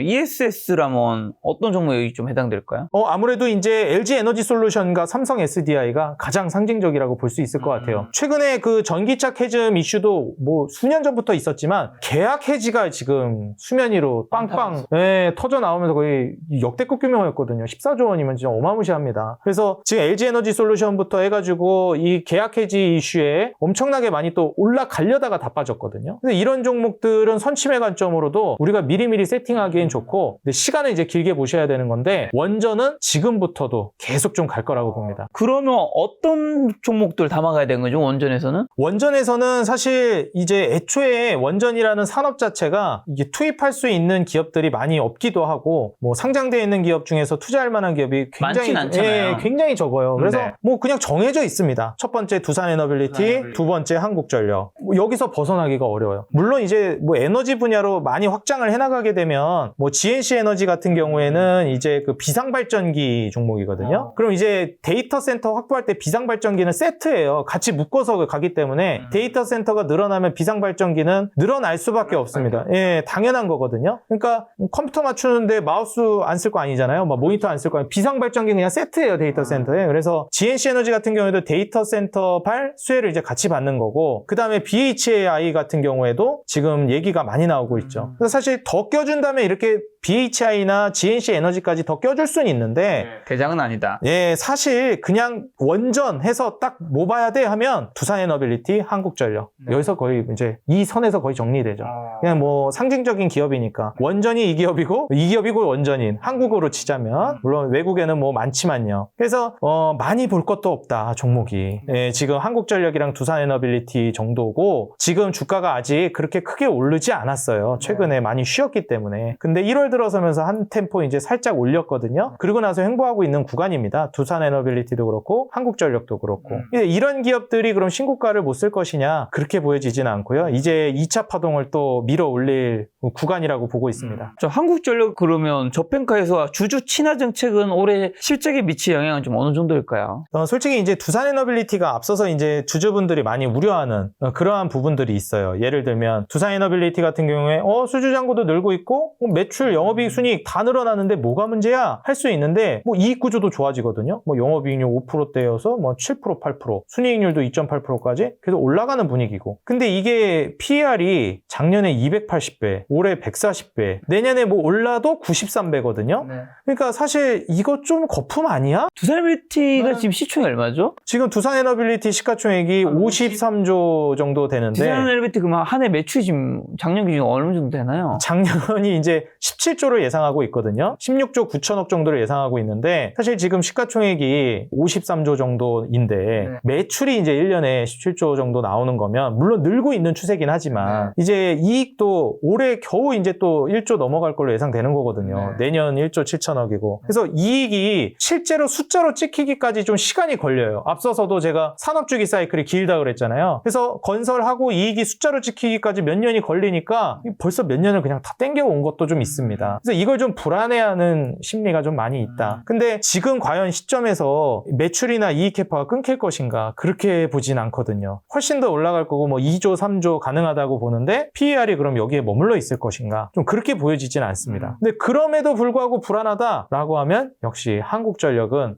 이러한 우려를 다 해소시켜 줍니다. 그래서 한국전력을 보시게 되면 뭐 원래 적자 보고 있었잖아요. 그리고 이제 정치권에서도 우리가 이제 많이 얘기 나오고 있는 것 중에 하나가 선거가 끝나면 밀린 영수증, 청구서 발행한다 이런 이제 얘기가 있는데 보통 이제 그 선거 끝나기 전에는 그 민심에 영향을 미치기 때문에 공공요금 안 올리려고 하지 않습니까? 근데 이제 선거 끝나면은 이제 좀 요금 올리고 이런 게 있는데 사실 이런 것들 이제 없어져야 된다라고 보는 거죠. 그러면은 이게 한국전력 주주들은 무슨 죄입니까? 이게 사실상 상장이 안 돼 있어야지 차라리 이럴 거면 이제 정치권에 휘둘리는 이런 거는 좀 없어야 된다라는 의견들이 좀 어느 정도 있는 것 같아요. 왜냐면은 주주들이 이런 거를 손해를 안는다라는 건 말이 안 되는 거거든요. 그래서 지금 한국전력 같은 경우에는 애초에 지금 기조 자체가 주주 친화적으로 가고 있고 또 공기업 성격을 띠기 때문에 저는 배당 수익률이라든지 배당금, 배당 성향이 올라가는 효과도 기대해 볼 수 있는 기업이라고 봐요. 그리고 매출이나 영업이익 순이익도 이제 정상 궤도에 올라서서 본격적으로 공공요금 인상 추이에 따라서 수혜를 받을 걸로 예상이 됩니다. 근데 여기에 원전 모멘텀까지 낀 거죠. 한수원을 통해서. 그래서 이익 구조도 영업이익률 이제 계속 올라가고 있고 18%대 영업이익률과 순이익률 뭐 11.7%를 내다봅니다. 근데 PER이 뭐 3.5배 작년에 뭐 올해 뭐 3배 아래로 떨어질 걸로 예상돼요. PER이 3배면 지금 순이익률을 뭐 11% 보잖아요. 이것도 주가 한 3배 가도 싼 겁니다. 그래서 지금 PER이 한 9배 가도 되는데 주가가 여기서 3배 가면 PER 9배 되는 거거든요. 그래도 10배 아래예요. PBR도 주가가 여기서 2배가 올라가도 그래도 PBR은 뭐 1.0 뭐 원전이니까 지금 2-3배 정도 올라가도 비싼 게 아닌 종목 중에 하나입니다. 그래서 내가 만약에 투자를 하는 데 있어서 지금 사실 미국 빅테크 기업들과 굵직굵직한 사업을 따내는 건 역시 두산에너빌리티가 좀 크기 때문에 국가 단위의 이제 사업을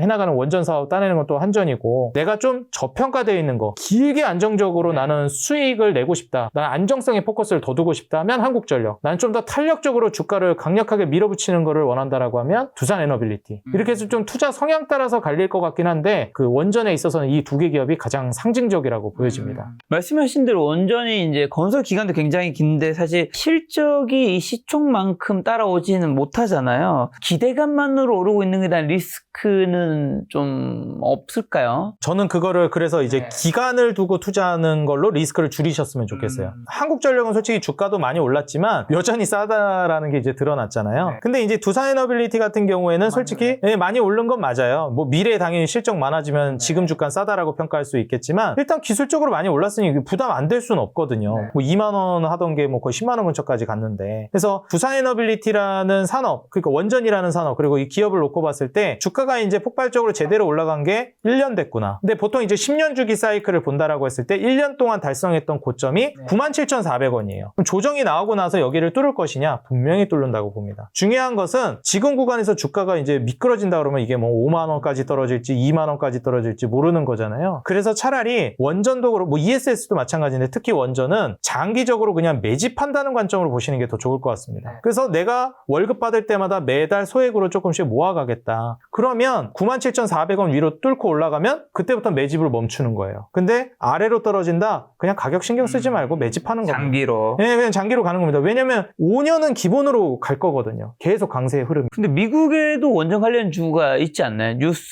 네, 뉴스케일 파워나 뭐 오클로나 이런 기업들 이제 많이 좀 주목을 받고 네. 있죠. 근데 그 종목들은 차트가 좀 전반적으로 조정받고 있는 상태 아닌가요? 네, 아무래도 지금 그 미국에서도 얘기가 많이 나오고 있는 게 제가 방금 얘기했던 게 논란이 많이 되고 있어요. 미래 실적 너무 많이 땡겨온 거 아니냐. 그리고 좀 불안하다라고 보는 게 그럼 정권 바뀌면 또 어떻게 되는 거냐. 그러니까요. 이런 좀 우려를 많이 하고 있습니다. 그러니까 미국에 근데 원전이 계속 못 가는데 한국은 계속 갈 수는 있을까요?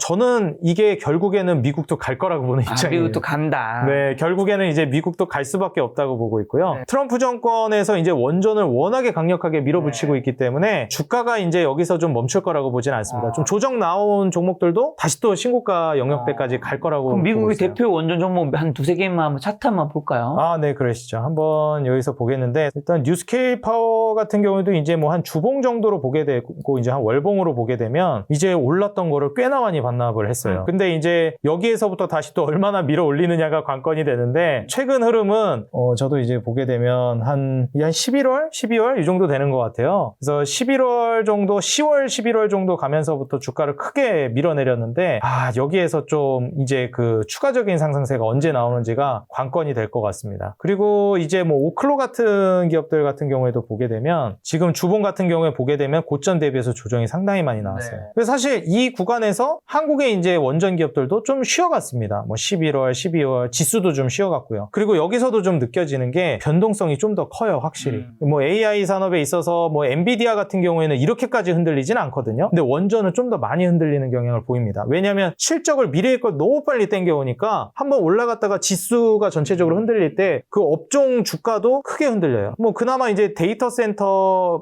뭐 엔비디아나 그 다음에 마이크론 테크놀로지는 실적이 워낙에 잘 찍히니까 이게 좀 조정이 나와도 크게 조정 나오지는 않는데 이렇게 실적을 미리 많이 땡겨가는 기업들은 흔들릴 때도 크게 흔들리죠. 그래서 이런 종목들은 애초에 장기적으로는 계속 가긴 할 건데 그 가는 과정이 마이크론이나 아니면은 삼성전자, SK하이닉스는 이렇게 흔들리면서 간다라고 하면 이런 종목들은 이 파동이 좀 크게 움직이면서 장기적인 우상향을 할 것이다. 이렇게 좀 각오를 하시고 지금 현 시점에서 한국의 이제 원전 기업을 투자할 때도 변동성이 좀 크게 출렁일 수는 있겠다. 근데 장기적으로 매집한다라고 했을 때는 성공 확률이 매우 높다. 그럼 방금 언급해 주신 오클로라든가 뉴스케일 종목 미국의 원전 관련주가 오른다고 보신다고 했는데 이 종목이 만약에 안 가도 한국의 두에비라든가 한국전력이 계속 갈 수도 있는 건가요? 아니 안 가면 그건 좀 못 갈 수도 있다라는 입장이신지. 만약에 이제 미국의 이제 원전주들이 잘 못 간다라고 하면은 두산 에너빌리티는 조금 힘들 수도 있을 것 같아요. 근데 길게 봤을 때 한국전력은 저는 계속 그래도 갈 거라고 봅니다. 왜냐면 가치평가나 공공요금이나 이러한 부분들이 많이 엮여 있고 그 배당 성향이나 이런 주주 친화적인 변화도 기대해 볼 수 있어서 저는 탄력적인 건 두산 에너빌리티지만 안정성은 한전이라 미국의 이제 원전주가 잘 못 가도 한전은 갈 거라고 보고 두산 에너빌리티는 조금 영향은 있을 수 있다고 봅니다. 자동차 섹터를 좋게 보시는 일단 이유는 뭔가요? 일단 자동차라는 게 우리가 차화정이라고 많이 묶어서 얘기하잖아요. 그렇죠. 근데 이제 차화정이라는 특징을 이제 기억하시는 분들은 좀 어찌 보면 고리타분한 업종? 옛날 산업 같은 느낌이 있죠. 네, 그리고 또 재미도 없다, 투자하기에도. 이런 인식이 좀 많아요. 왜 그러냐면 혁신이 딱히 없거든요. 뭐 화학 쪽에서 근데 이제 혁신이 한번 왔었고 이번에 자동차 쪽에서 혁신이 오면서 프리미엄을 좀 부여받았습니다. 네. 우리가 이제 고리타분하고 그냥 경기 안 좋아지면 떨어졌다가 경기 좋아지면 올라가는 그런 업종 아니야? 라고 이제 많이 생각하던 거였는데 2020년도에 그 인식을 바꾸는 계기가 한번 생겼습니다. 그게 이제 배터리였어요. 그래서 뭐야 화학 그냥 고리타분한 업종이었는데 중국에 밀려가지고 이제 완전 사양산업 아니야? 이랬는데 2차전지 모멘텀 받으면서 그냥 완전 떡상을 해버렸죠. 근데 이번에 자동차가 2차전지의 그 뒤를 이었습니다. 자동차? 그냥 뭐 경기 좋으면 자동차 많이 팔리니까 올라갔다가 경기 안 좋으면 누가 차 바꾸겠어. 뭐 주가 떨어지고 이런 분위기였는데 이번에는 사실 호경기에다가 그 다음에 혁신까지 이제 붙었습니다. 이제 로봇이랑 자율주행이 붙어버린 거죠. 우리가 이제 젠슨왕 CEO가 AI의 최종 단계는 피지컬 AI다. 네. 그러니까 우리가 이렇게 데이터 센터 깔고 인프라 깔고 원전 깔고 이 개고생을 다 왜 하냐? 피지컬 AI 돌리려고 우리 이렇게 고생하고 있는 거야. 다 같이 전 세계적으로. 그럼 피지컬 AI가 뭐냐? 지금 그 정수로 꽂고 있는 산업을 두 개를 이야기합니다. 세계적으로 자율주행과 로봇이에요. 그러니까 피지컬 AI라는 게 우리가 이제 AI라는 이 연산작용을 통해서 물리적인 단계로 이제 넘어가는 걸 피지컬 AI라고 하는 거거든요. AI를 기반으로 해서 물리적인 영향력까지 넘어가는. 그러니까 자율주행이라는 게 차를 이제 물리적으로 이동시키는 거잖아요. 그리고 로봇도 마찬가지고요. 그래서 이 자율주행과 로봇이 피지컬 AI의 정수라고 불리고 있고 피지컬 AI가 AI의 사실상 최종 목적지라는 거를 감안해 보면 AI로 이렇게 들어오고 있는 천문학적인 돈들의 목적지가 거기라는 거죠. 근데 그 자율주행과 로봇이라는 산업을 지금 모두 안고 가고 있는 게 자동차 산업이에요. 이게 자동차 산업이 그 로봇 같은 경우에 뭐 자율주행은 당연히 자동차가 담당하는 게 당연한 건데 물류 자동화 쪽에서도 자율주행 기술력이 좀 들어가기도 하고 그래요. 왜냐면 이제 자동으로 뭐 엘리베이팅 기술이 있고 이러니까. 근데 사실 자동차가 제일 자율주행에 있어서 핵심이잖아요. 그리고 이제 여기에서 좀 의아하실 수 있는 게 로봇이 왜? 라고 하실 수도 있습니다. 근데 우리가 흔히 제조업이라든지 공장에서 로봇이 많이 쓰일 거라고 생각을 해요. 그러면 그게 자동차에만 국한되어 있는 건 아니잖아요. 반도체도 있을 것이고 뭐 물류 쪽도 있을 것이고 로봇 여기저기 많이 쓰이지 않나 하는데 자동차 쪽에서 지금 제일 빠르게 제일 적극적으로 로봇을 도입하고 있습니다. 뭐 테슬라나 현대차 그룹도 그렇지만 BMW도 그렇고 전 세계적으로 자동차 쪽으로의 로봇 도입이 가장 이제 많이 유입이 되고 있는 산업 중에 하나라는 거예요. 그래서 로봇 붙었고 그 다음에 자율주행이 붙은 만큼 혁신의 이 파급력이 굉장히 셉니다. 근데 여기에서 이번에 이제 기준금리 인하랑 그 다음에 유동성으로 인해서 혁신 업종들이 올라갈 건데 AI로 이제 몰리는 돈들이 결국에는 이러한 자율주행 로봇을 포함한 자동차 쪽으로 몰릴 수밖에 없다라는 거죠. 그러면 여기에서 뭐 고리타분한 업종이 완전 혁신을 받으면서 프리미엄을 받았네. 근데 원래 경기 민감주라는 그 특징도 있으니 경기 민감주 관점에서 봤을 때는 어떤가를 보면 경기가 지금 너무 안 좋은데 차를 바꿀까 사람들이 좀 그런 우려도 좀 있을 수 있습니다. 근데 일단 기본적으로 첫 번째로 생각을 해봐야 되는 게 현대차 그룹이 좀 자랑스러운 점이 우리나라 기업이라는 거예요. 이게 우리가 경기 민감주는 경기가 안 좋아졌을 때 외형 확장을 해주느냐 이게 중요한데 뭐 매출 순위라든지 이익률 순위를 전 세계 3등, 2등까지 끌어올렸습니다. 그래서 이 점을 좀 감안해 보면 지금 현대차 그룹은 외형을 이제 많이 늘려놓은 상황이에요. 네. 세계적인 점유율을 올려놓은 거죠. 거기에서 로봇과 자율주행 그리고 이제 금리 인하로 인한 호경기로의 전환까지 진행된다라고 하면 사실 뭐 날개를 달지 않을까. 지금도 이미 움직이기 시작했지만 저는 앞으로 훨씬 더 큰 도약이 가능할 거라고 봅니다. 그럼 CS2016에서 공개된 자율주행 기술이나 로봇이 실제 현대차 그룹 주가에 좀 어떤 영향을 지금 미치고 있나요? 이번에 그 보스턴 다이내믹스 현대차 그룹에서 네. 인수하면서 이번에 그 아틀라스 로봇도 공개를 했잖아요. 뭐 허리부터 얼굴 뭐 그냥 다 360도로 돌아가더라고요. 그래서 예전에 뭐 한동안 그 현대차 그룹이 막 그 점프하는 뭐 이렇게 뭐 외나무 다리 같은 거를 이제 점프해서 넘어가고 이런 로봇 공개할 때만 해도 현대차 너무 잘한다 이랬는데 테슬라가 이제 옵티머스 공개하면서 야 현대차 이제 좀 뒤처지겠는데 했었거든요. 근데 이번에 아틀라스 공개하면서 또 뒤집혔습니다. 그래서 사실 이런 분위기를 좀 본다라고 하면은 지금 CES 2016에서 현대차가 거의 저는 주인공이라고 보고 있어요. 저는 이번 CES 2016에서 그 우리나라는 4개의 그룹을 집중해서 봤었거든요. 이 4개 그룹이 많이 주목받겠다 했던 게 당연하게도 이제 삼성, SK 그 다음에 현대차 그룹이랑 LG였어요. 근데 지금 이제 툭 까놓고 보니까 그냥 현대차 그룹의 파급력이 그냥 말도 안 되는 수준입니다. 일단 자동차 그룹이 AI의 정수라는 건 뭐 말씀드렸던 것도 있지만은 로봇이라든지 그 다음에 자율주행 분야에 있어서 너무나도 파급력이 셌기 때문에 삼성, SK, LG에 비해서도 임팩트가 너무 셌어요. 그래서 CES 2016이 끝나고 나서부터는 저는 물론 SK하이닉스, 삼성전자는 장기적으로 올라가는 모멘텀을 가져가겠지만 현대차 그룹으로의 이제 수급 집중이 굉장히 많이 들어올 거라고 보고 있습니다. 현대차 그러면 지금 대표적으로 어떤 것들 좀 좋게 보시는 거예요? 종목을 본다면? 역시 이제 그 현대차 그룹의 프리미엄을 부여하기 시작한 건 로봇과 자율주행이니까 현대 모비스가 이제 현대차 그룹에서 이 로보틱스 사업을 전개하는 기업이거든요. 그렇기 때문에 우리가 현대 모비스라고 하면 현대차나 기아처럼 그냥 따분한 종목이었어요, 원래. 그냥 뭐 부품 업체잖아, 거기. 뭐 자동차 부품. 그런데 이제는 로보틱스 사업이 담당해서 하게 되는 기업이 돼버렸습니다. 그리고 이제 우리가 현대차 그룹에서 자율주행 종목이라고 평가했었던 게 현대 오토에버거든요. 최근에 굉장히 많이 올랐었죠. 야, 오토에버는 정말 무서울 정도입니다. 우리가 물론 이제 하드웨어보다 소프트웨어가 원래 더 뭐 마진 구조도 좋고 더 많이 올라간다 하지만은 야, 현대 오토에버는 지금 현재 수준에서 보게 되면 이익 구조도 애초에 좀 괜찮기도 하고 그다음에 이제 이익 모멘텀 자체도 굉장히 이제 많이 올라가요. 그리고 프리미엄도 굉장히 많이 부여받고 있습니다. 이게 원래는 자율주행, 그러니까 현대차 그룹의 소프트웨어나 솔루션을 담당하는 기업이라 자율주행이 여기서 수혜를 받을 것이다 했는데 이제 로봇까지 접목이 되다 보니까 현대 오토에버가 이제 로봇 소프트웨어 솔루션도 담당할 것이다 얘기가 나왔고 받고 그러면 이제 로봇 수혜까지도 같이 받겠네. 이런 이제 국면으로 넘어가니까 주가가 이제 계속 올라가고 있죠. 그래서 현대 오토에버랑 현대 모비스가 이제 정수에 가깝고 그 다음에 이제 현대 위아가 물류 로봇을 담당하거든요. 그렇기 때문에 이제 현대 위아가 상대적으로 이제 많이 못 올라가기도 했었어가지고 최근에는 주가를 또 많이 올리고 있습니다. 그래서 로보틱스 사업을 현대차 그룹에서 담당하는 현대모비스, 그 다음에 이제 솔루션 소프트웨어를 기반으로 자율주행과 로봇 소프트웨어 솔루션까지 담당할 현대 오토에버, 그리고 물류 로봇을 또 담당하게 될 만한 현대 위아. 예, 이런 종목들이 현대차 그룹에서 가장 주목해 볼 만하고, 그리고 이제 현대차 그룹이 간다라고 하면 이제 순환 출자 구조를 가지고 있기 때문에 현대모비스가 사실상 지주사 역할을 하는데 현대글로비스도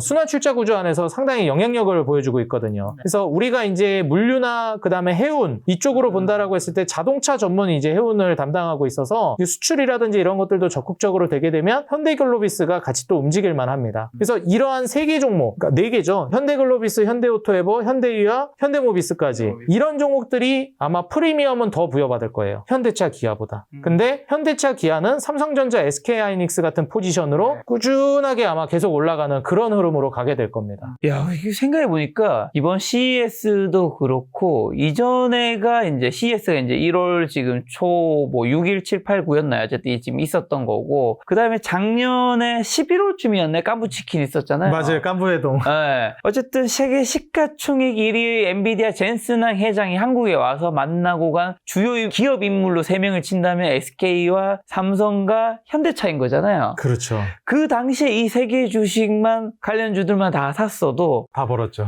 왜냐면 세계 시가총액 1위 엔비디아 그다음에 AI 시대 기업의 회장이 이 3개 기업을 만났고 그리고 CES가 2016이 있고 그다음에 그때만 해도 계속 피지컬 AI가 2026년의 트렌드일 것이라는 얘기 진짜 많았단 말이죠. 그렇죠. 요 3가지 정보만 조합만 해서 어딘만 투자했어도 굉장히 큰 돈을 벌었겠네요. 맞습니다.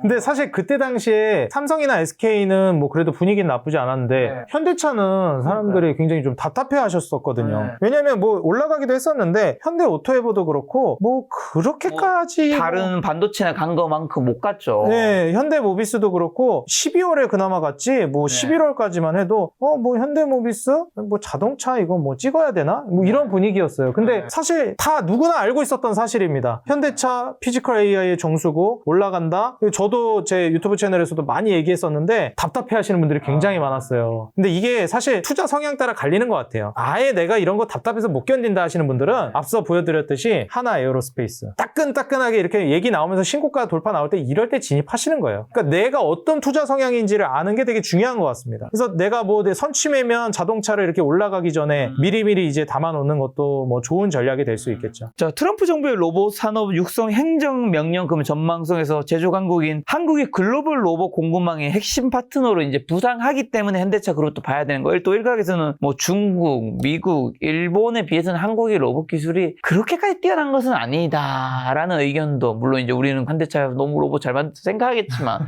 그런 의견도 있잖아요. 근데 이번에 아틀라스 보면은 좀 생각이 달라지시지 않았을까 그런 투자자분들도 생각은 하고요. 그리고 이제 한국의 로봇이 미국이나 일본에 비해서 실질적으로 투자할 만한 기업이 별로 없다라는 그런 평가를 내리는 것들이 그 개별 로봇 기업들을 보셔서 그런 거거든요. 뭐 예를 들면 뭐 레인보우 로보틱스, 로보티즈, 뭐 그다음에 뭐 하이젠 RNM, SPG 이런 그 개별 로봇 기업들 있잖아요. 그런 기업들을 보시면서 조금 우려를 하시는 것 같은데 사실 그런 기업들도 너무 좋은데 현대차 그룹에서는 아예 그냥 보스턴 다이내믹스를 끼고 가는 거라 저는 우려할 만한 포인트는 사실상 거의 없다고 봅니다. 로봇이라면 투자한다면 그런 정보보다는 현대차 그룹에 관련주를 투자하는 게 훨씬 더 안전할 것이다라는 건가요? 네, 그렇죠. 아무래도 좀 더 안정감 있을 거라고 보고 있고 파급력도 훨씬 셀 거라고 보고요. 근데 그렇다고 해서 뭐 그런 기업들이 안 좋다라고 보진 않습니다. 왜냐면 뭐 특히 레인보우 로보틱스 같은 경우에는 삼성에서 아예 인수를 해버렸기 때문에 요즘에 레인보틱스 차트가 어떤가요? 일단 뭐 레인보우 로보틱스는 좀 쉬어가는 구간이에요. 근데 크게 무너지지는 않는 정도 수준으로 움직임이 나오고 있죠. 현대차 그룹이 저렇게 이제 강세를 보이고 있는데 뭐 삼성 쪽에서도 레인보우 로보틱스를 기반으로 한번 이제 시너지가 나온다든지 아니면 이제 로보티즈 같은 기업들 기반으로 해서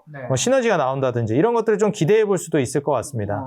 근데 지금 이게 일봉인데 지금 이게 1월이잖아요. 지금 로봇 관련주들이 뭐 램보틱스도 그렇고 로보티즈 그렇고 CS 개막 이후에 하락세 보이는 종목들도 꽤 많이 보인단 말이죠. 이게 그렇게 하락한 이유라 로봇 투자가 단순 테마를 넘어서 실적으로 연결된 시점은 좀 언제가 될까요? 저는 이제 실질적으로 좀 실적으로 연결되려면은 그래도 한 2, 3년 정도는 필요하지 않을까 생각이 들어요. 왜냐면은 지금 데이터 센터라든지 이런 것들이 제대로 갖춰지지 않은 단계에서 로봇들이 이제 실생활으로 매출을 막 찍기 시작하면서 나오려면은 기간이 꽤나 걸릴 것 같고요. 데이터 센터가 어느 정도 그래도 확보가 돼가는 단계다라는 얘기가 나오면 그때부터 이제 도입이 적극적으로 될 거라고 봅니다. 근데 이제 그 전부터도 계속 이제 어느 정도 주가를 밀어 올리면서 기대감으로 올랐다 빠졌다 하면서 우상향을 할 거라고 보고 있어요. 아틀라스를 굉장히 좋게 보시는 것 같네요. 네, 아무래도 현대차 그룹에서 전개하고 있어서 더 좋게 보는 것 같습니다. 현대차는 그러면 단순 제조 역량을 넘어 로봇 플랫폼 기업으로 이게 실제 전환하는 건가요? 제가 보기엔 좀 그렇다라고 보여집니다. 이제 공장에도 도입을 할 거로 보여지고 로봇 쪽으로는 테슬라처럼 아무래도 방향성을 틀어가지고 가지 않을까 예상이 되고요. 이게 사실 AI로 놓고 보면은 자율주행이라든지 로봇 도입이 연결점이 굉장히 많기 때문에 그걸 이제 동시에 이제 같이 사업을 전개해 나가는 구간이라고 보여집니다. 아까 전에 반도체 얘기 나와서 하나만 더 여쭤보면 강노종 대표 SK하이닉스죠. 젠슨랑 CEO의 만남도 보도되었는데 엔비디아와 SK하이닉스 HM 공급망 결속은 국내 반도체 생태계에 어떤 시사점을 줄까요? 아무래도 이제 이 공급망 생태계가 오너들 사이에서도 만남이 좀 중요하고 젠슨왕 CEO와의 이제 회동도 많이 이야기를 했잖아요. 사실 삼성전자도 그렇고 SK하이닉스도 그렇고 지금 현재 이 동맹 구도라고 해야 될까요? 이런 것을 어떻게 이제 가져가느냐가 가장 핵심일 것 같아요. 그래서 SK하이닉스 같은 경우에는 엔비디아와 이제 TSMC 이 삼각동맹 구도가 이제 견고하게 가는 게 가장 핵심일 것 같고 삼성전자 같은 경우는 저는 테슬라와의 시너지가 상당히 또 중요할 거라고 봅니다. AI6 칩으로 이제 넘어가게 되면서 삼성전자가 다시 또 그 수주를 따왔기 때문에 지금 현재 삼성과 이제 테슬라와의 시너지 그리고 오픈 AI와 AMD와 삼성전자의 삼각동맹이 또 새롭게 구성될 가능성이 있다라고 점치기도 해요. 근데 이제 중요한 거는 깐부회동 통해서 또 이재용 회장을 상당히 이건희 회장 치켜 세우면서 네, 그런 식의 이제 편지를 받았었다라는 감동 스토리도 풀어내지 않았습니까? 그래서 사실 삼성, 물론 지금 SK하이닉스와의 그런 견고한 동맹 구도는 있지만, 이 삼성이 또 엔비디아 쪽으로 치고 들어갈 만한 포인트가 많이 좀 존재한다라고 보여집니다. 작년엔 트럼프 행정부로 인해서 조선 원전 로봇주 굉장히 많이 올랐었는데요. 아까 전에 이제 원전과 로봇주는 올해도 좋다고 이제 얘기해 주셨는데, 올해는 그 미국 정책 수혜주 중에서 가장 파기를 있게 보는 섹터는 뭐 원전과 로봇이 되는 걸까요? 저는 지금 현재 방산? 시점에서는 이 방산이 가장 이제 뜨거울 거라고 보고 있고요. 지금 이제 촬영일 기준으로 방산이 가장 뜨거운데 조금 이제 시간이 지나가게 되면 원전 쪽으로 또 한번 바람이 크게 불어올 거라고 보고 있습니다. 왜냐하면 이제 AI를 기반으로 해서 어찌 보면 국가 전략 자산으로 평가하고 있는 AI 데이터 센터 그리고 뭐 그래픽 카드 이런 것들이랑 이제 연결선상에 있는 거거든요. 그래서 원전 쪽으로의 이제 투심이라든지 이런 것들을 살리는 발언이 한번 또 나올 거라고 기대합니다. 중국이 또 한일령 강화 반사이니까 내수회복 기대감을 화장품, 백화점 등 소비자주 좋게 보는 의견들도 있는데 이게 단기 테마에 그치지 않고 실적 장세로도 이어질 수 있을까요? 어떤 분들은 이게 뭐 대세 주도주로 가긴 좀 힘들다 이렇게 얘기하시는 분들도 있고요. 화장품주도 요즘에 뭐 가고 있지 못하죠? 맞습니다. 요즘에는 잘 못 가요. 재미가 APR도 없어요. 좀 꺾였던 것 같은데. 네, APR이 요즘에 신고가를 가려다가 꺾여버렸어요. 그래가지고 지금 뭐 그다지 재미있는 상황이 아닙니다. 재미 보고 있는 상황도 아니고 주가가 이제 고점 한번 저항 맞고 박스권 상황입니다. 근데 사실 제가 이제 화장품 쪽을 좀 좋게 보는 편인데 그 이유 중에 하나가 우리가 이제 한알령으로 인해서 2014년, 15년도에 화장품 산업, 뭐 뷰티 산업이 거의 전성기를 보여줬었는데 그 중화권 시장으로 한번 흥했다가 중화권 시장에서 한알령 이제 받으면서 중화권 시장 때문에 또 이제 무너졌었거든요. 그리고 나서 이제 10년 만에 이제 뭐 한알령 마무리 짓고 친하게 지내자는 분위기로 가고 있습니다. 근데 그때랑 좀 다른 게 14년도, 15년도 당시에는 중화권 시장 의존도가 너무 높았어요.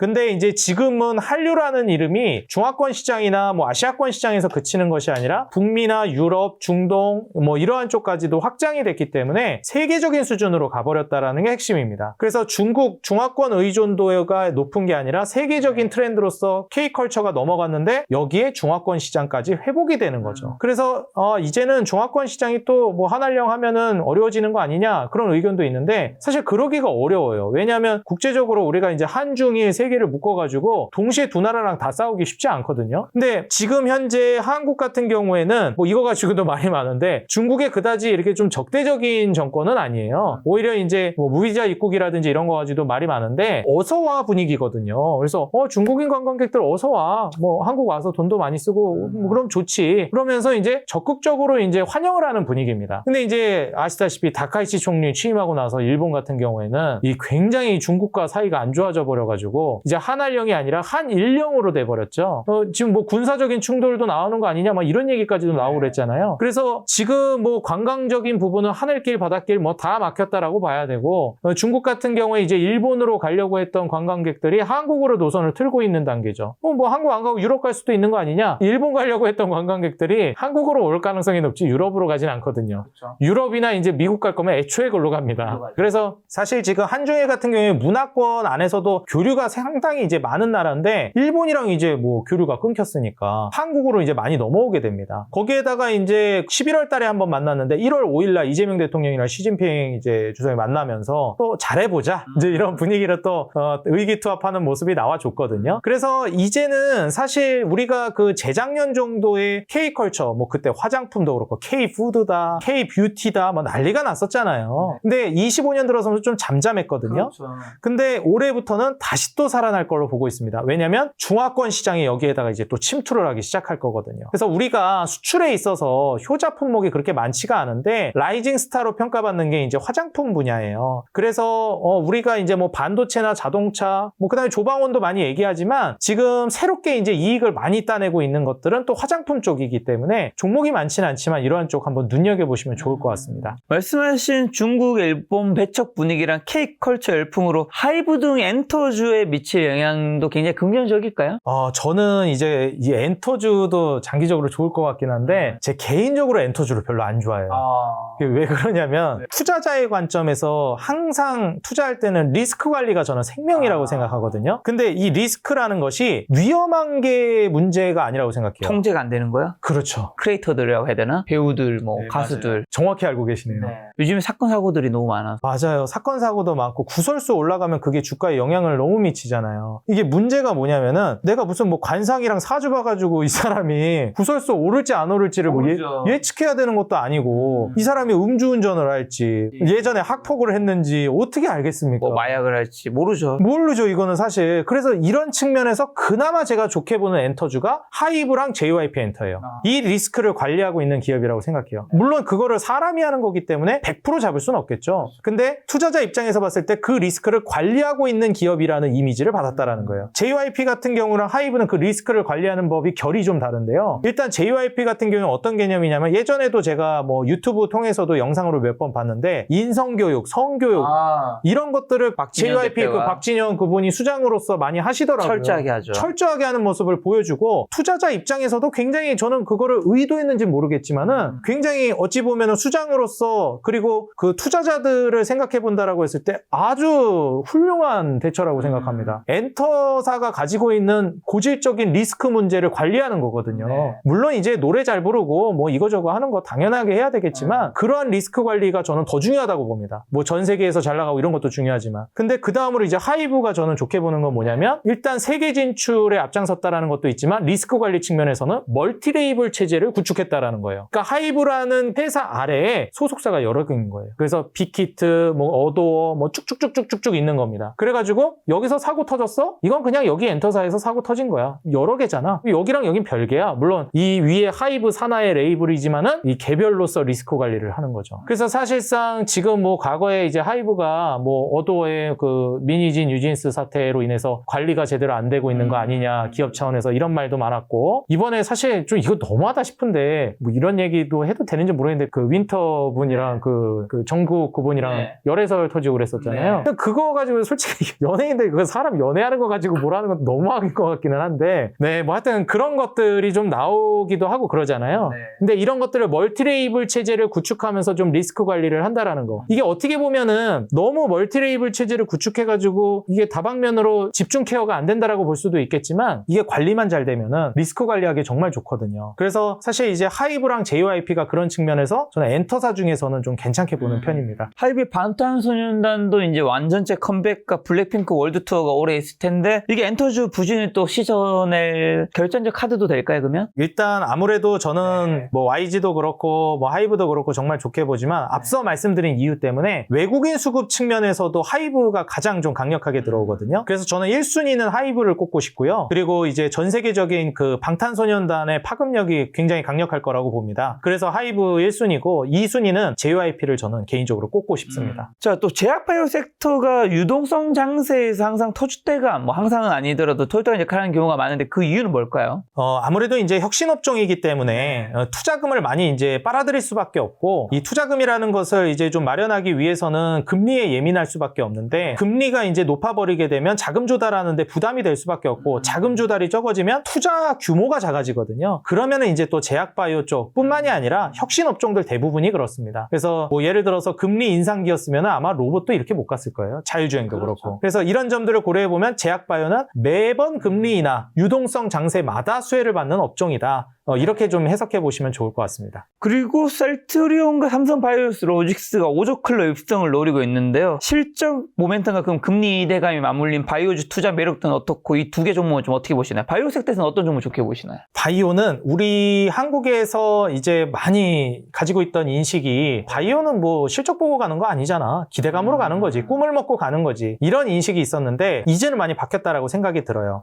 우리나라가 이제 송도 부동산이 좀 나쁘지 않을 것 같다라고 제가 예측했던 적이 한 번 있어요. 그 이유 중에 하나가 제약바이오 산업이 좋아질 것 같다라고 봤기 때문입니다. SK와 이제 삼성이 반도체로 이제 대한민국 국부를 이끌었고 네이버 카카오가 그 다음 주자로서 이제 판교도 이제 움직임이 컸었는데 송도가 아무래도 제약바이오 쪽에 몰려들고 있잖아요. 근데 이제 제약바이오 산업이 앞으로 커질 것이냐, 한국에서 미래 먹거리가 될 것이냐를 보려면 지금 대한민국의 국부를 이끌었던 이 SK와 삼성이 반도체 다음 먹거리로 제약바이오를 꼽았거든요. 근데 이게 우리나라가 그냥 특출한 게 아니라 선진국들이 대부분 이런 패턴으로 갑니다. R&D라든지 그 다음에 혁신 이런 것들이 많이 들어간 제약바이오 쪽이 마진 구조가 상당히 유리해요. 그렇기 때문에 이 이익 구조, R&D라든지 아니면은 이 마진율이 높은, 절대적으로 높은 산업이 있습니다. 뭐 제약바이오라든지 소프트웨어라든지 이런 쪽은 영업이익률이나 순이익률이 애초에 그 업종 특징상 좀 높은 편이에요. 근데 중무장대 산업들, 뭐 자동차 아니면은 철강 이런 쪽은 애초에 마진율이 높은 산업이 아닙니다. 절대적인 수치 자체가. 그래서 나라가 점점 잘 살게 되면 제조를 그래서 다른 나라로 넘겨버리고 R&D라든지 개발 쪽만 담당하는 이유가 그래서 그렇거든요. 선진국들이. 근데 이제 한국 같은 경우에도 선진국 단계로 넘어가려면 이런 쪽을 육성해야 된다는 거죠. 그래서 이제 제약바이오 쪽으로 육성이 본격화되기 시작했고 과거랑은 달리 이제는 이익이 정말 많이 잘 찍히기 시작했어요. 그래서 시가총액 높은 기업들이 지금 이익 캐파가 정말 많이 늘어나고 있거든요. 이런 기업들 저는 굳이 테마주 안 하셔도 좋을 것 같아요. 뭐 요즘에 정말 매력적인 종목들 이익은 안 나오지만 그런 기업들 많거든요. 뭐 D&D 파마텍이라든지 이런 기업들 솔직히 너무 좋아요. 비만 치료제도 요즘에 한창 핫하고 그 다음에 올릭스 같은 경우에도 지금 평가를 굉장히 좋게 받고 있는 기업들 중에 하나입니다. 저 역시도 굉장히 좋게 보거든요. 근데 지금 이익이 적자를 내고 있어요. 뭐 올릭스 같은 경우에도 그리고 올해는 이제 흑자 낼 것 같기는 한데 D&D 파마텍도 계속 적자 내고 있는 분위기였고요. 그래서 사실 지금 분위기에서 투자하기에 나쁘진 않지만 이 초보 투자자가 공략하기에는 난이도가 좀 있을 수 있다. 그래서 제가 이런 종목들은 조금 이제 예전만큼 제약바이오가 찍을 종목이 없는 것도 아니고 안정감 있게 수익 볼 만한 종목들도 많으니 이런 종목은 실력이 있는 분들이라면 뭐 괜찮을 것 같다, 자율적으로. 근데 실력이 내가 좀 아직 자신이 없다 하시는 분들은 시총 최상단에 지금 시총 10조 넘어가는 기업들이 많이 없거든요. 그런 기업들 한번 보시면 좋을 것 같은데 당연하게도 1등 삼성바이오로직스. 삼성바이오로직스는 이번에 또 신고가를 썼습니다. 그래서 사실 이제 삼성바이오로직스는 분할을 하고 나서 더 잘 걸 거라는 의견이 이미 있었어요. 다들 아시겠지만 이제 시밀러 기업인 에피스, 바이오 에피스를 가지고 있었는데 그게 이제 아무래도 시밀러 기업들 사이에서는 기술 유출 문제가 있는 거 아니냐 막 이런 얘기도 있어서 수주 못 단다 이런 얘기가 있어서 그냥 물적 분할해가지고 깔끔하게 갈라섰잖아요. 에피스 홀딩스랑 삼성바이오로직스로. 근데 이제 삼성바이오로직스 같은 경우에는 미국에서 이번에 생물보안법이 통과가 이제 되는 과정이죠. 그래서 이 과정에서 상하원이 모두 찬성하고 뭐 민주당, 공화당 다 찬성하는 거였기 때문에 이거는 트럼프 당선되기 전부터 생물보안법은 얘기가 나왔습니다. 누가 되더라도 통과다 이거는. 그래서 보안 문제에 있어서 기술 유출이 안 된다. 그래서 이제 우시그룹이 이제 배척당할 것이다 얘기를 했고, CDMO 분야에서 우시그룹이 나가게 되면은 지금 스위스의 론자라든지 뭐 글로벌 1, 2등을 다투는 게 이제 스위스 론자, 뭐 우시그룹인데, 우시그룹 나갔고 삼성바이오로직스가 1, 2등 다투는 그 그룹 안에 들어가 있거든요. 일단 스위스 론자가 한 1등으로 평가받고 2등 경쟁을 론자랑 삼바가 하는데, 이제 우시가 나가버리게 되면 CDMO 반사이익을 누가 받을 것이냐. 이제 뭐 미국에서 스위스 론자나 삼바 정도가 받겠죠. 그래서 이 구조로 가게 되면 금리 인하 수혜도 받겠지만 구조적으로 미국 시장 안에서의 수혜도 삼성바이오로직스가 가져간다라는 거예요. 왜냐면 그 정도 대량의 이제 물량을 감당할 수 있을 만한 기업이 몇 없다라는 게 중요합니다. 뭐 론자랑 삼바 정도가 이제 어느 정도는 쪼개면서 반사이익을 받아갈 거라는 거를 기대해 보면서 한번 살펴보시면 좋을 것 같고요. 그리고 이제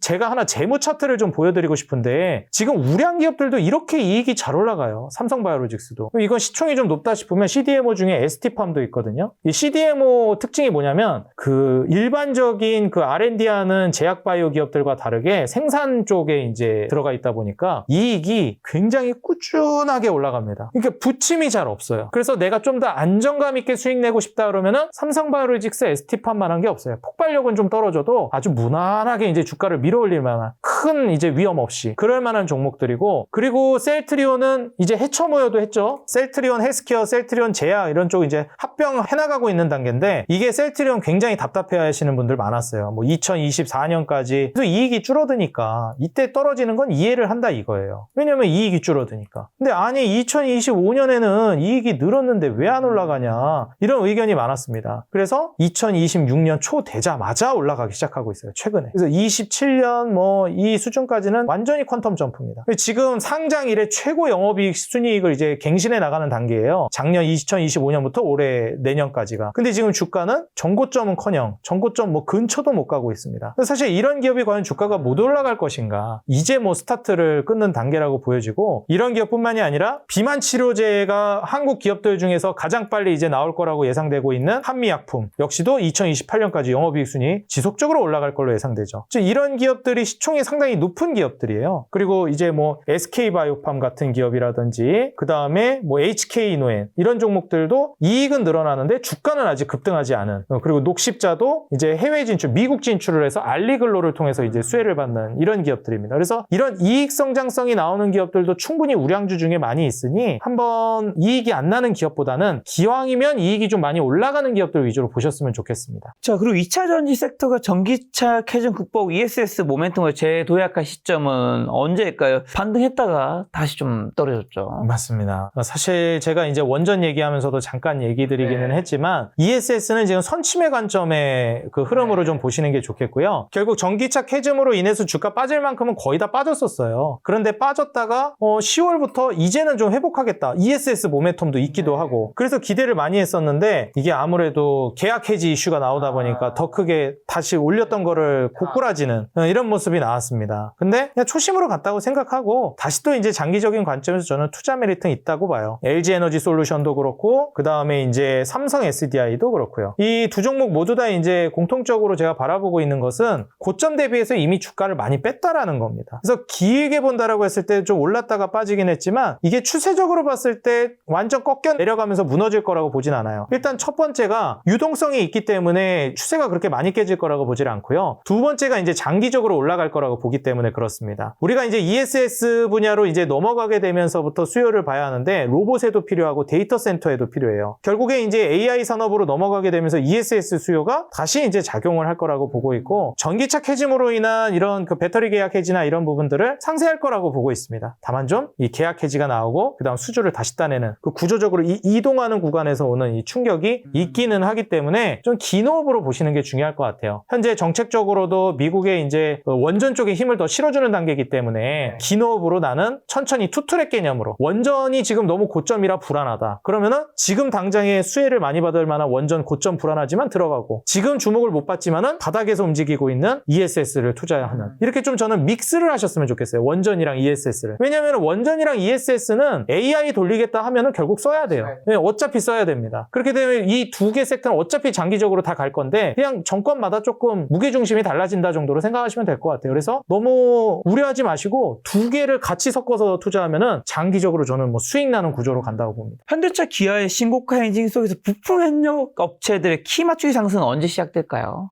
이게 우리가 이제 그 반도체도 SK하이닉스 삼성전자 가면 당연히 소부장 가겠지 하는 것처럼 자동차도 당연히 그걸 기대할 수밖에 없잖아요. 우리가 이제 조선주도 똑같았는데 완성 조선 업체들이 올라가고 나서 뭐 오리엔탈전고, 한국카본, 동성화인텍, 그다음에 뭐 한화엔진, 뭐 HD 현대마린엔진 이런 기자재 종목들, 엔진 종목들 올라갔거든요. 마찬가지입니다. 먼저 현대차가 가져야 돼요. 현대차가 먼저 가지고 기아가 가져야 그래야 이제 그 부품주들 협력업체들이 가주거든요. 그리고 얘네가 가는데 안 갈 수가 없어요. 분명히 갈 겁니다. 그래서 지금 현재 기아나 현대차가 가고 있잖아요. 아직은 올라간 지가 얼마 안 됐어요. 현대차와 기아가. 아시겠지만 뭐 올해 들어서면서 이제 조금 올라가기 시작한 거라 지금 단계에서는 현대차 기아 쪽으로 당분간 특히나 현대차 그룹 쪽으로는 수급이 계속 쏠릴 것 같고 이게 어느 정도 넘어가게 되면은 그때부터는 이제 수혜를 받을 만한 게 HL만도 같은 기업이라고 봅니다. 이 기업들도 지금 올라갔다 빠졌다 하거든요. 근데 이제 HL만도는 어떤 부분들을 좀 메리트로 보냐면 HL만도도 그렇고 SL도 공통적인데 이 두 개 기업들 모두 단순히 자동차 사업만 같이 하는 것이 아니라 로봇 사업도 현대차 그룹이랑 같이 전개합니다. 그러다 보니까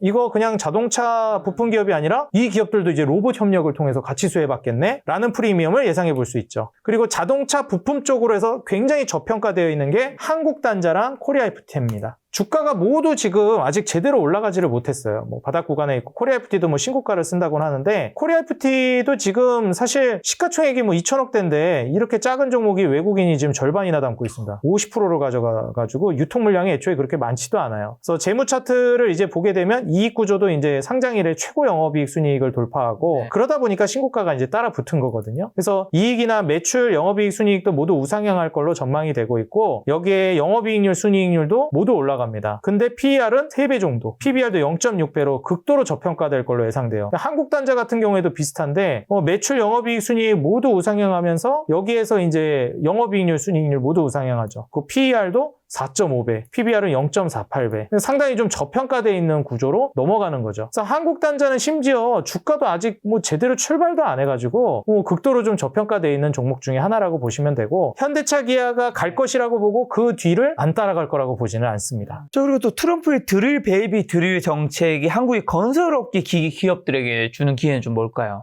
아무래도 이제 트럼프가 1월에 취임하자마자 가장 임팩트 있었던 단어가 드릴 베이비 드릴이라고 생각합니다. 전 세계적으로 이제 계속해서 에너지 공급을 늘려서 에너지 단가를 낮추겠다라는 건데 에너지 단가를 낮추면 다들 아시다시피 말씀드린 3조 호황을 기대할 수 있습니다. 저달러, 저유가, 저금리. 이제 금리도 본격적으로 낮추기 시작했고 유동성까지 시작되기 때문에 미국으로부터 호황 그리고 전 세계적으로 이어지는 호황을 기대해 볼 수 있어요. 그러면 우리가 이제 재건 모멘텀도 있잖아요. 러우 전쟁도 끝내고 그 다음에 지금 베네수엘라 침공해가지고 미국이 이제 관리한다라고 했는데 거기서 얘기했던 거 벌써 이제 속내가 드러나는 거기도 한데 원유 공급 늘려주겠다.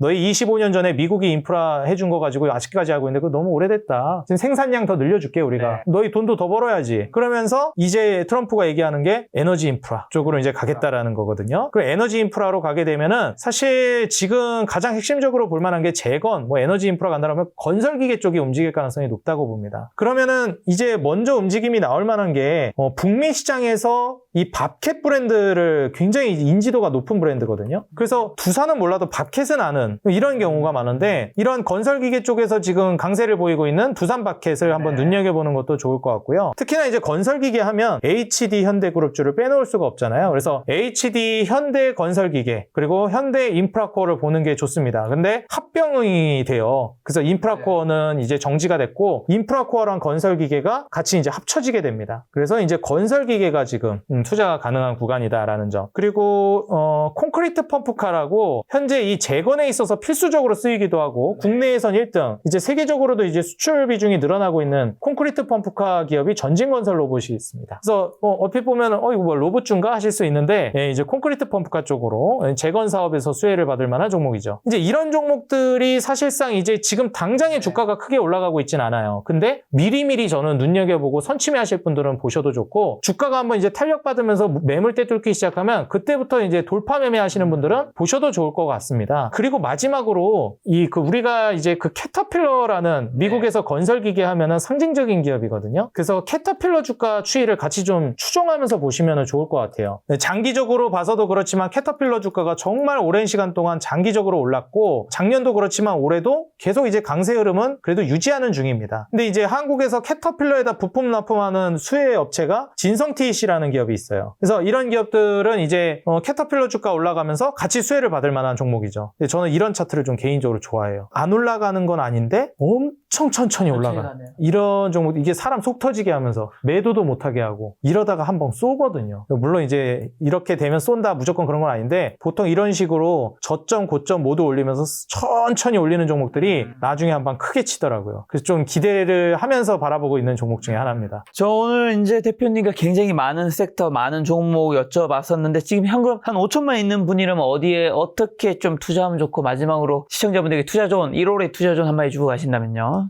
사실 지금은 이제 좀 공격성을 어느 정도 띄어야 되기는 하는 건 맞아요. 네. 근데 말씀드렸듯이 제가 처음에도 그랬는데 현금은 무너졌을 때, 박살났을 때 쓰는 것이지 이렇게 잘 나갈 때 쓰는 게 아니라는 걸 다시 한번 말씀드리고 싶습니다. 많은 개인 투자자분들이 지금 아니면 언제 돈 벌어 해서 더 공격적으로 투자하시는 분들이 있는데 오히려 이럴 때는 쓰시면 안 된다. 안전마진을. 그걸 강조드리고 싶고요. 그 다음에 추천 섹터를 말씀드리자면 자동차와 원전 그리고 방산을 적절히 섞고 제약바이오를 지금부터 좀 들어가시는 걸 권장드리고 싶습니다. 만약에 이제 이 정도만 이제 여러분들이 투자를 하셔도요. 저는 올해 농사하는 데 있어서 아쉬움 없게 수익을 낼 수 있을 거라고 예상하고 있어요. 반도체는 기본으로 깐 건가요? 네, 반도체는 사실 언급할 기본적으로 필요도 없는. 이미 들어가 계실 거라고 생각하고 반도체가 안 가면은 사실 지수 가기도 어렵다. 이렇게 좀 말씀을 드립니다. 그러면 마지막 가시기 전에 한 가지만 더 여쭤보면 많은 투자 전문가분들이 이 공부를 하라고 하잖아요. 이 개인분들에게 이 공부를 해야지 이 어떤 종목도 잘 찾을 수 있고 그 종목을 계속 가지고 있으려면 이 종목에 대한 확신이 있어야 한다. 확신이 있으려면 공부를 해야지 그 주가가 안 올라가거나 아니면 떨어질 때 버틸 수 있다 얘기하는데 굉장히 맞는 말이잖아요. 그렇죠. 근데 이제 예를 들면 증권회사에 계시는 주식 투자 전문가들이 다 주식 투자를 실제 잘하는 것도 아니고 그 다음에 대학의 뭐 경제학과 교수님들이 주식 투자 또 잘하는 것도 이제 아니라고 많은 분들이 알고 있잖아요. 이분들은 그런 것들을 굉장히 많이 알고 공부도 하실 텐데 이 아는 게 투자로 안 이어지는 케이스들이 우리 일반 개인분들도 생길 거란 말이죠. 그렇죠. 어떤 케이스가 좀 그런 것들이 생기고 뭘 보완해야 되는 걸까요? 저는 이제 실전 감각이 떨어지는 게 영향을 미친다고 생각을 해요. 왜냐면, 저도 그렇게 뭐 머리가 대단히 좋은 사람은 아닌데, 제가 하면서 이제 많이 느낀 거는 이제 실전 감각을 무시를 못 하더라고요. 이론으로 이제 이미 다 알았고, 좋은 종목을 발굴하는 걸 공부하신 분들은 굉장히 발굴을 잘하세요. 개인 투자자분들이 저보다 잘하는 분들도 굉장히 많습니다. 근데 이제 거기서 딱 보면은 드러나는 게 사고 못 버티는 경우가 많다든지, 이게 대응을 못 하는 경우가 많다든지, 그런 경우가 많아요. 그리고 시장 상황에 맞춰서 대응을 못 하는 분들도 많고요. 사실 이론을, 저는 개인적으로 기초적인 이론을 제대로 안 잡으신 분들도 거의 90% 넘는다고 봐요. 근데 그 이론이 그렇게 어렵진 않거든요. 그러니까 시장 분석할 때, 그 다음에 기업 분석할 때 종목 어떻게 뽑아야 되고, 시장 이럴 때 이렇게 포트폴리오 구성해야 되고, 이런 게 거의 좀 정석 같은 그게 있는데, 그거를 일단 공부도 안 하시고, 대부분이 그게 안 되어 있으십니다. 근데 그걸 했음에도 못 하시는 분들은, 뭐 당구로 비유를 하자면, 뭐 저도 당구를 잘하진 않지만, 길을 다 알아요. 근데 치는 거는 또 다르잖아요. 아니 우리가 뭐 대부분들이 많이 하는 걸로 하면 축구를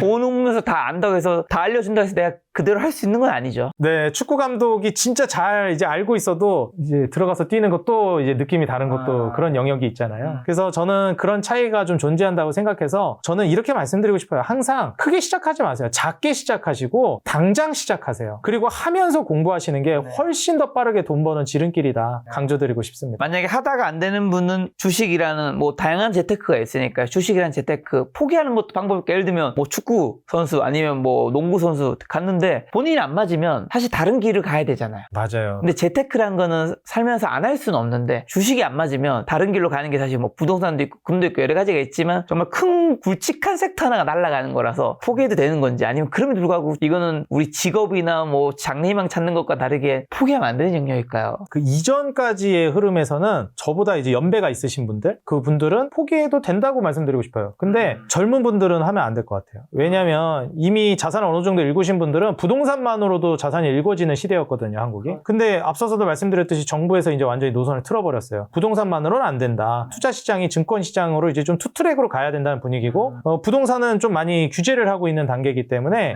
저는 주식은 이제 좀 생존의 문제로 보셔야 되지 않을까 이렇게 말씀드리고 싶습니다. 알겠습니다. 그 생존에 살아남을 수 있는 방법을 대표님과 함께 앞으로 많이 잘 만들어 보도록 하겠습니다. 올만의 손님이 이창대 대표님이었습니다. 지금까지 소중한 시간 함께 해주셔서 정말 감사합니다. 오늘도 김 작가였습니다. 고생 많으셨습니다. 감사합니다.